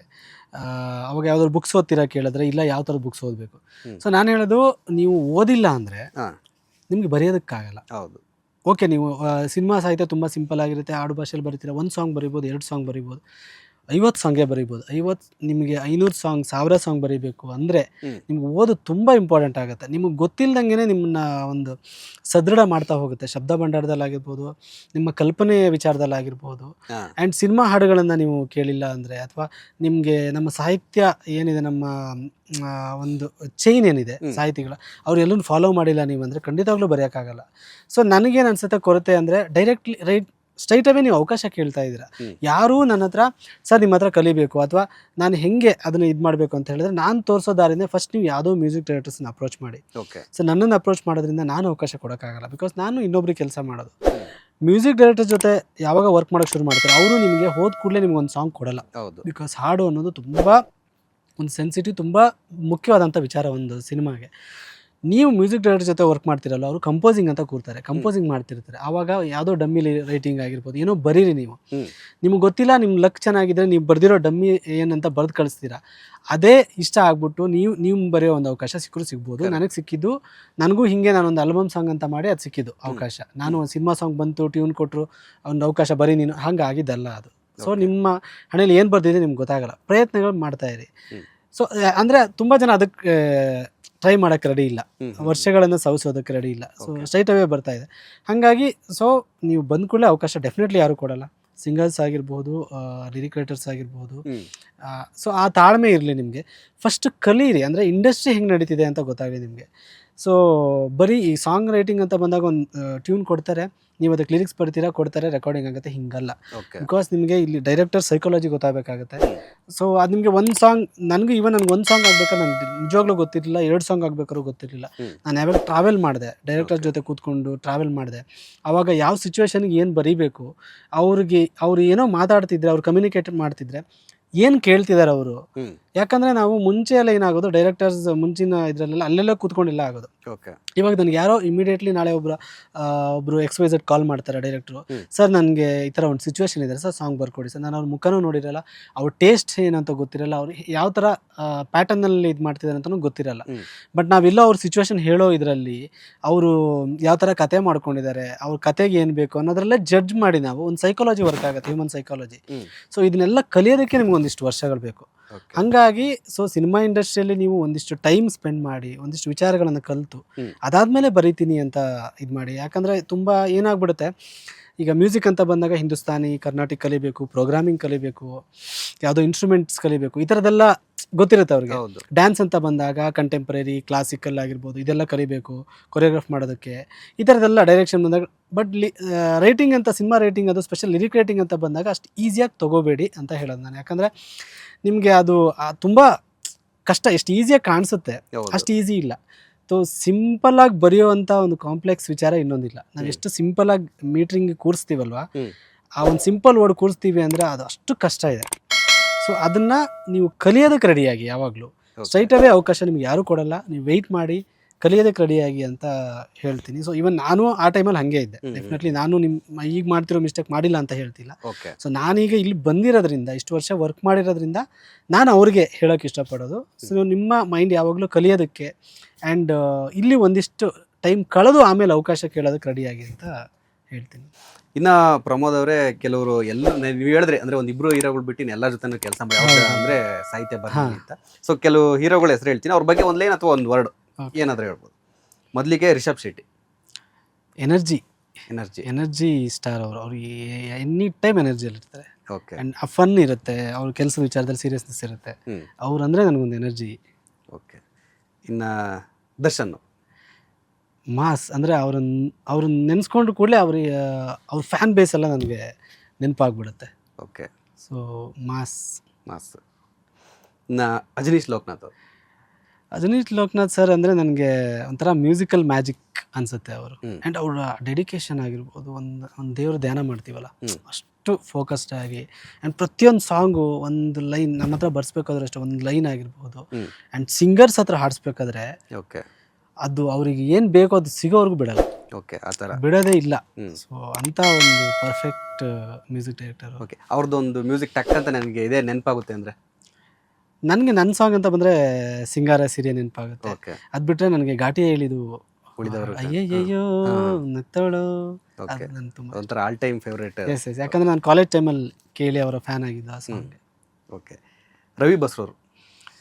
ಸೊ ಮಾಸ್ ಮ್ಯೂಸಿಕ್, ಒಂದು ಅಬ್ಬರ, ಒಂದು ಅವರ ಮ್ಯೂಸಿಕ್ ಅಂದ್ರೆ ಒಂದು ಅಬ್ಬರ. KGF ಆಗಿರ್ಬೋದು, ಸಲಾರ್ ಆಗಿರ್ಬೋದು, ಆ್ಯಂಡ್ ಅಂಜನಿ ಪುತ್ರದಲ್ಲೂ ಒಂದು ಸಾಂಗ್ ಇದೆ ಅಪ್ಪು ಸರ್ಗೆ, ಅಂಜನಿ ಪುತ್ರ ಟೈಟಲ್ ಟ್ರ್ಯಾಕ್ ಅಂತ ಬರುತ್ತೆ. ಅದೆಲ್ಲ ನಾನು ತುಂಬ ಸತಿ ಕೇಳ್ತಿದ್ದೆ. ಅವಾಗ ಏನೇ ಒಂದು ಡೌನ್ ಆದರೂ ಕೂಡ ಕೇಳ್ತಿದ್ದೆ ನಾನು. ಒಂದು ಮಾಸ್ ಮ್ಯೂಸಿಕ್ ಅಂತ ಇರುತ್ತೆ, energy, motivation. Yes. Okay. Yash. So rocking. So ಅದೇ ರಾಕಿಂಗ್ ಅಂತ ಹೇಳ್ಬೋದು. ಅಪ್ಪು ಸರ್ ಅಂದರೆ ಮಗು ಥರ ಅವರು. ಒಂಥರ ದೊಡ್ಡ ಸ್ಟಾರ್ ಆಗಿದ್ರು ಕೂಡ ಅವ್ರನ್ನ ಹತ್ತಿರದಿಂದ ನೋಡಿದಾಗ ಅವರು ಆ ಇನ್ನಸೆನ್ಸ್ ಇತ್ತು. ಸ್ಟಾರ್ ಆದರೂ ಕೂಡ ಆ ಇನ್ನಸೆನ್ಸ್ ಇತ್ತು ಅವರಲ್ಲಿ. ಅವ್ರ ಸ್ಮೈಲಲ್ಲಿ ಆಗಿರ್ಬೋದು, ಅವರು ಮಾತಾಡೋ ರೀತಿಯಲ್ಲಿ ಆಗಿರ್ಬೋದು. ನಿಮಗೊಂಥರ ಇನ್ನಸೆನ್ಸ್ ಇರುವಂತ ಒಬ್ಬ ಸ್ಟಾರ್. ಅದೇ ನಿಮಗೊಂಥರ ಸ್ಪೆಷಲ್, ಯಾಕೆಂದ್ರೆ ಫಸ್ಟ್ ಹೌದು ಇದೆ ಸಾಂಗ್ ಅವ್ರದ್ದು. ಹೌದು ಹೌದು. ಕಿಚ್ಚ ಸುದೀಪ್ ಸರ್ ನನಗೆ ಸ್ಟೈಲಿಶ್ ಮತ್ತು ಅಂದರೆ ಆ ಒಂದು ಆ್ಯಟಿಟ್ಯೂಡ್ ಇದೆಯಲ್ಲ ಅದು ನನಗೆ ತುಂಬ ಇಷ್ಟ. ಅಂದರೆ ಅವರು ಈವನ್ ಸಿನಿಮಾಗಳಲ್ಲಾಗಿರ್ಬೋದು, ಶೋಸ್ಗಳಲ್ಲಾಗಿರ್ಬೋದು, ಅವ್ರು ಹ್ಯಾಂಡಲ್ ಮಾಡೋ ರೀತಿ. ಆ್ಯಂಡ್ ನನಗೆ ಅವ್ರು ಸೀರಿಯಸ್ ಆಗಿದ್ದಾಗ ಎಷ್ಟು ಇಷ್ಟ ಆಗ್ತಾರೆ, ಅವ್ರ ಕಾಮಿಡಿ ಸೆನ್ಸ್ ನನಗೆ ಸಖತ್ ಇಷ್ಟ. ಅವರ ವೀರಮದಕರಿ ಸಿನಿಮಾ ಆಗಿರ್ಬೋದು, ಶಾಂತಿನಿವಾಸ, ವಿಷ್ಣುವರ್ಧನ ಸಿನಿಮಾ, ಈ ಸಿನಿಮಾಗಳೆಲ್ಲ ನನಗೆ ತುಂಬ ಇಷ್ಟ. ಅವ್ರನ್ನ ಕಾಮಿಡಿ ಇದ್ರಲ್ಲಿ ನೋಡೋದಕ್ಕೆ ಅದು ಸಖತ್. ಅಂದರೆ ಒಬ್ಬ ಸ್ಟಾರ್ ಆಗಿ ಕಾಮಿಡಿ ಮಾಡೋದಿದೆಯಲ್ಲ, ಅದು ತುಂಬ ರೇರ್ ಟ್ಯಾಲೆಂಟ್ ಅದು. ಅದು ನನಗೆ ತುಂಬ ಇಷ್ಟ ಸುದೀಪ್ ಸರಲ್ಲಿ. ಓಕೆ, ಸುದೀಪ್ ಸರ್ ಅಂತ ತಕ್ಷಣ ಇನ್ನೊಂದು ಕ್ವಶನ್ ಬಂದೇ ಬರುತ್ತೆ. ಸೊ ನೀವು ಬಿಗ್ ಬಾಸ್ ನೋಡ್ತೀರಾ ಅಂತ? ಖಂಡಿತ ನೋಡ್ತೀರಿ. ಈ ಸೀಸನ್ ನೋಡ್ತಾ ಇದ್ದೀರಾ? ಯಾರ ಫೇವರೇಟ್? ನನಗೆ ಗಿಲ್ಲಿ ಇಷ್ಟ. ಗಿಲ್ಲಿ ಒಂಥರ ಟ್ರೆಂಡ್. ಬಿಕಾಸ್ ನಾವು ರೈಟರ್ ಆಗಿರೋದ್ರಿಂದ ಆ ಮನುಷ್ಯ ಸ್ಪಾಂಟೇನಿಯಸ್ ಆಗಿ ಬರೆಯೋದು. ಆ್ಯಂಡ್ ಅವ್ರದ್ದು ಹೌದು, ಅವ್ರದ್ದು ನನಗೆ ರೈಟ್ ಫ್ರಮ್ ಅವರ ಫೇಸ್ಬುಕ್ ಲೈವ್ ಕಾನ್ಸೆಪ್ಟಲ್ಲಿ ಏನು ವಿಡಿಯೋ ಮಾಡ್ತಿದ್ರು ಲಾಕ್ಡೌನ್ ಟೈಮಿಂದ, ಆ ಟೈಮಿಂದ ಫಾಲೋ ಮಾಡ್ಕೊಂಡು ಬಂದಿದ್ದೆ ನಾನು. ಅವ್ರಿಗೆ ಮೆಸೇಜ್ ಕೂಡ ಮಾಡಿದೆ, ನಿಮಗೆ ಶಾರದೆ ತುಂಬ ಚೆನ್ನಾಗಿ ಹೊಲ್ದಿದ್ದಾಳೆ, ದಯವಿಟ್ಟು ಇದನ್ನು ರೈಟ್ ವೇಲಿ ಇದು ಮಾಡಿಕೊಂಡ್ರೆ ನೀವು ಒಂದಿನ ತುಂಬ ಒಳ್ಳೆ ಇದಾಗ್ತೀರಾ ಅಂತ. ಸೊ ಆ ದಾರಿಯೆಲ್ಲ ಇದ್ದಾರೆ ಅವರು. ಸೊ ಟಿ ವಿಯಲ್ಲಿ ಆಗಿರ್ಬೋದು, ಇವಾಗ ಬಿಗ್ ಬಾಸಲ್ಲಿ ಆಗಿರ್ಬೋದು, ತುಂಬ ಜನ ಗಿಲ್ಲಿ ಅವರು ನೋಡೋದಕ್ಕೋಸ್ಕರ ನೋಡ್ತಾರೆ. ಆ್ಯಂಡ್ ನಾನು ಒಬ್ಬ ಕೂಡ ಅದರಲ್ಲಿ. ಓಕೆ, ಗಿಲ್ಲಿ ಫ್ಯಾನ್ ಅಂತ ಹೇಳಿದ್ರಿ. ಸೊ ಈ ಒಂದು ಬಿಗ್ ಬಾಸ್ ಕ್ವಶನ್ ಏನಕ್ಕೆ ಅಂತಂದ್ರೆ, ನೋಡ್ತಾ ಇರ್ತಾರೆ ನೀವು ಬಿಗ್ ಬಾಸ್ ಅಲ್ಲಿ ಸಾಕಷ್ಟು ಸೀಸನ್ ನೋಡಿದ್ದೀರಾ, ಈ ಸೀಸನ್ ಕೂಡ ನೋಡ್ತಾ ಇದ್ದೀರಾ. ಅದರಲ್ಲಿ ಎಲ್ಲ ಕ್ಯಾಟಗರಿಯ ಸ್ಪರ್ಧಿಗಳನ್ನ ಕಳ್ಸಿರ್ತಾರೆ. ಒಂದು ಫಿಲಮ್ ಇಂಡಸ್ಟ್ರಿ, ಇನ್ನೊಂದು ಬೇರೆ ಸಿಂಗರು, ಇನ್ನೊಂದು ಜರ್ನಲಿಸ್ಟು, ಇನ್ನೊಂದು ಬೇರೆ ಬೇರೆ ಈ ಕಡೆ ಹಳ್ಳಿಯವರು, ರೈತ, ಈ ತರ ಎಲ್ಲ ಕಳ್ಸಿರ್ತಾರೆ. ಸೊ ನಿಮ್ಗೆ ಯಾವ ತರ ಅನ್ಸಿದೆ, ಒಬ್ಬ ಬರಹಗಾರರನ್ನ ಯಾಕೆ ಕಳಿಸ್ಬಾರ್ದು ಅಂತ ಯಾವ ತರ ಆ ಒಂದು ಥಾಟ್ ಬಂದಿತ್ತ ಅಂತ? ಇಲ್ಲ, ಬಂದಿದೆ. ಬಟ್ ಅಂದರೆ ಏನಾಗುತ್ತೆ ಅಂದರೆ, ಬರಹಗಾರ ಯಾವಾಗಲೂ ಸ್ವಲ್ಪ ಮೇ ಬಿ ಅವ್ರು ಯಾಕೆ ಕಳಿಸಿಲ್ಲ ಅಂತಲೂ ನನಗೆ ಅನಿಸಿದೆ. ನಾವೆಲ್ಲ ಸ್ವಲ್ಪ ಮಿತಭಾಷಿಗಳು, ನಾವೆಲ್ಲೋ ಒಂದು ಕಡೆ ಯೋಚನೆ ಮಾಡ್ತಾ ಕೂತಿರ್ತೀವಿ. ಆ್ಯಂಡ್ ಒಂದು ಬಿಗ್ ಬಾಸ್ ಅಂತ ಒಂದು ಶೋ ಬಂದಾಗ ಅದು ಡಿಮ್ಯಾಂಡ್ ಮಾಡುತ್ತೆ, ಎಂಟರ್ಟೈನ್ಮೆಂಟ್ ಡಿಮ್ಯಾಂಡ್ ಮಾಡುತ್ತೆ. ಯಾರೋ ಒಬ್ಬ ಕೂತಾಗಲ್ಲ, ಒಬ್ಬ ಸೀರಿಯಸ್ ಆಗಿ ಒಬ್ಬ ಕೂತ್ಕೊಂಡಿದ್ರೆ ಅದು ವರ್ಕೌಟ್ ಆಗಲ್ಲ. ಸೊ ಅಲ್ಲಿ ಏನು ಸೀರಿಯಸ್ ಅಂದರೆ ಇದರ ಜಗಳ ಮಾಡಬೇಕು, ಇಲ್ಲ ಏನೋ ಫನ್ ಮಾಡಬೇಕು, ಎಂಟರ್ಟೈನ್ ಮಾಡಬೇಕು, ಏನೋ ಒಂದು ಮಾಡಲೇಬೇಕು. ಸೊ ಆ ಥರ ಇದ್ರೆ ವರ್ಕೌಟ್ ಆಗಲ್ಲ. ಮೇ ಬಿ ಅದಕ್ಕೆ ಕರೆದಿರಲ್ಲ ಅಷ್ಟೇ. ಒಂದು reason. Yes yes. Okay, next ಏನಾದ್ರು ಚಾನ್ಸ್ ಸಿಕ್ಕಿದ್ರೆ ಹೋಗ್ತೀರಾ? ಇಲ್ಲ, ಯಾರಿಗೂ ಸಿಗಲ್ಲ ಅಂತ ಹೇಳಕ್ಕಾಗಲ್ಲ. ಅದ್ರ ಬಗ್ಗೆ ಯೋಚನೆ ಮಾಡಿಲ್ಲ. ಅಕಸ್ಮಾತ್ ಕಾಲ್ ಬಂದ್ರೆ ಯೋಚನೆ ಮಾಡ್ತೀನಿ ಅಷ್ಟೇ. ಕಾಲ್ ಬಂದ್ರೆ ಸೊ ಯಾವುದನ್ನು ಪಕ್ಕ ಹೇಳಲ್ಲ. ಓಕೆ, ಇನ್ನು ಫೈನಲಿ 11ಕ್ಕೆ ಡೆವಿಲ್ ರಿಲೀಸ್ ಆಗುತ್ತೆ. ಎಲ್ಲ ಫ್ಯಾನ್ಸ್ಗಾಗಿರ್ಬೋದು, ದರ್ಶನ್ ಅವರ ಅಭಿಮಾನಿಗಳಿಗಾಗಿರ್ಬೋದು, ಏನು ಹೇಳಕ್ಕೆ ಇಷ್ಟಪಡ್ತೀರಾ? ಸೊ ನಾವು ಅಂದ್ಕೊಂಡ್ವಿ ಅಂದರೆ ದೀಪಾವಳಿ, ದಸರಾ ಎಲ್ಲ ಹಬ್ಬಗಳೆಲ್ಲ ಮುಗ್ದೋಗಿದೆ ಅಂತ ಅಂದ್ಕೊಂಡ್ವಿ. ಸೊ ತುಂಬ ಒಂದು ದೊಡ್ಡ ಹಬ್ಬ ಬರ್ತಾ ಇದೆ, ಅದು ಡಿಸೆಂಬರ್ 11ಕ್ಕೆ. ಸೊ ಅದೇನಿಲ್ಲ, ನಾವು ಹೇಳಬೇಕಾಗಿಲ್ಲ, ದೊಡ್ಡ ಹಬ್ಬ ಆಗುತ್ತೆ. ಸೊ ಹಬ್ಬ ಮಾಡೋಣ ಅಂತ ಹೇಳ್ಕೊಳಕ್ಕೆ ಇಷ್ಟಪಡ್ತೀನಿ. ಸೊ ಇನ್ನು ಪ್ರಮೋದ್ ಅವರೇ, ನಿಮ್ಮ ಒಂದು ಈ ಬ್ಯುಸಿ ಶೆಡ್ಯೂಲಲ್ಲೂ ಕೂಡ ಬಂದು ನಮಗೆ ಇಂಟರ್ವ್ಯೂ ಕೊಟ್ಟಿದ್ದೀರಾ. ಅದರಲ್ಲೂ ಕೂಡ ಡೆವಿಲ್ ಬಗ್ಗೆ ಸಾಕಷ್ಟು ಅಪ್ಡೇಟ್ ಕೂಡ ಕೊಟ್ಟಿದ್ದೀರಾ, ಯಾವ ಥರ ಇರುತ್ತೆ, ಏನೇನು ಮಾಹಿತಿ ಅನ್ನೋದನ್ನು ಕೂಡ ಹೇಳಿದ್ದೀರಾ. ಮತ್ತು ಯೂತ್ಸಿಗೆ, ಈಗ ಬರೋ ಯೂತ್ಸಿಗೆ ಯಾವ ಥರ ನೀವು ಎಂಟ್ರಿ ಆಗಬೇಕು ಚಿತ್ರ ಸಾಹಿತ್ಯ ಬರಹಗಾರರಾಗಿ ಅನ್ನೋದು ಕೂಡ ಟಿಪ್ಸು ಕೂಡ ಕೊಟ್ಟಿದ್ದೀರಾ. ಸೊ ನಿಮಗೂ ಅಷ್ಟೇ, ಇನ್ನು ಫ್ಯೂಚರಲ್ಲಿ ಒಳ್ಳೊಳ್ಳೆ ಆಪರ್ಚುನಿಟಿ ಸಿಗಲಿ, ದೊಡ್ಡ ನೀವು ಬರೆದಿರೋ ಸಾಂಗ್ಗಳು ದೊಡ್ಡದಾಗಿ ಹಿಟ್ಟಾಗಲಿ, ಪ್ಯಾನ್ ಇಂಡಿಯಾ ಲೆವೆಲಿಗೆ ಹೋಗಲಿ ಅನ್ನೋದು ಕೂಡ ನಮ್ಮ ಆಸೆ ಆಗಿರುತ್ತೆ. ಸೊ ಧನ್ಯವಾದ. Thank you sir, thank you so much. So ನೋಡಿದ್ರಲ್ಲ, ಇದಿಷ್ಟು ಚಿತ್ರ ಸಾಹಿತಿ ಪ್ರಮೋದ್ ಮರವಂತಿ ಅವರ ಮಾತು. ಮುಂದಿನ ವಿಡಿಯೋದಲ್ಲಿ ಮತ್ತೊಬ್ಬ ಸಾಧಕನ ಜೊತೆ ಸಿಗ್ತೀವಿ. ಅಲ್ಲಿವರೆಗೂ ನಮಸ್ಕಾರ. ಲೇಟೆಸ್ಟ್ ಹಾಗೂ ಇಂಟ್ರೆಸ್ಟಿಂಗ್ ಸುದ್ದಿಗಳಿಗಾಗಿ ಬಾಸ್ ಟಿವಿ ಕನ್ನಡ ಚಾನೆಲ್ನ ಸಬ್ಸ್ಕ್ರೈಬ್ ಮಾಡಿ, ಹಾಗೆಯೇ ಬೆಲ್ ಐಕಾನ್ ಪ್ರೆಸ್ ಮಾಡಿ. ಇದರ ಜೊತೆಗೆ ಫೇಸ್ಬುಕ್, ಇನ್ಸ್ಟಾಗ್ರಾಮ್, ಎಕ್ಸ್ನಲ್ಲೂ ಮಿಸ್ ಮಾಡದೆ ಫಾಲೋ ಮಾಡಿ.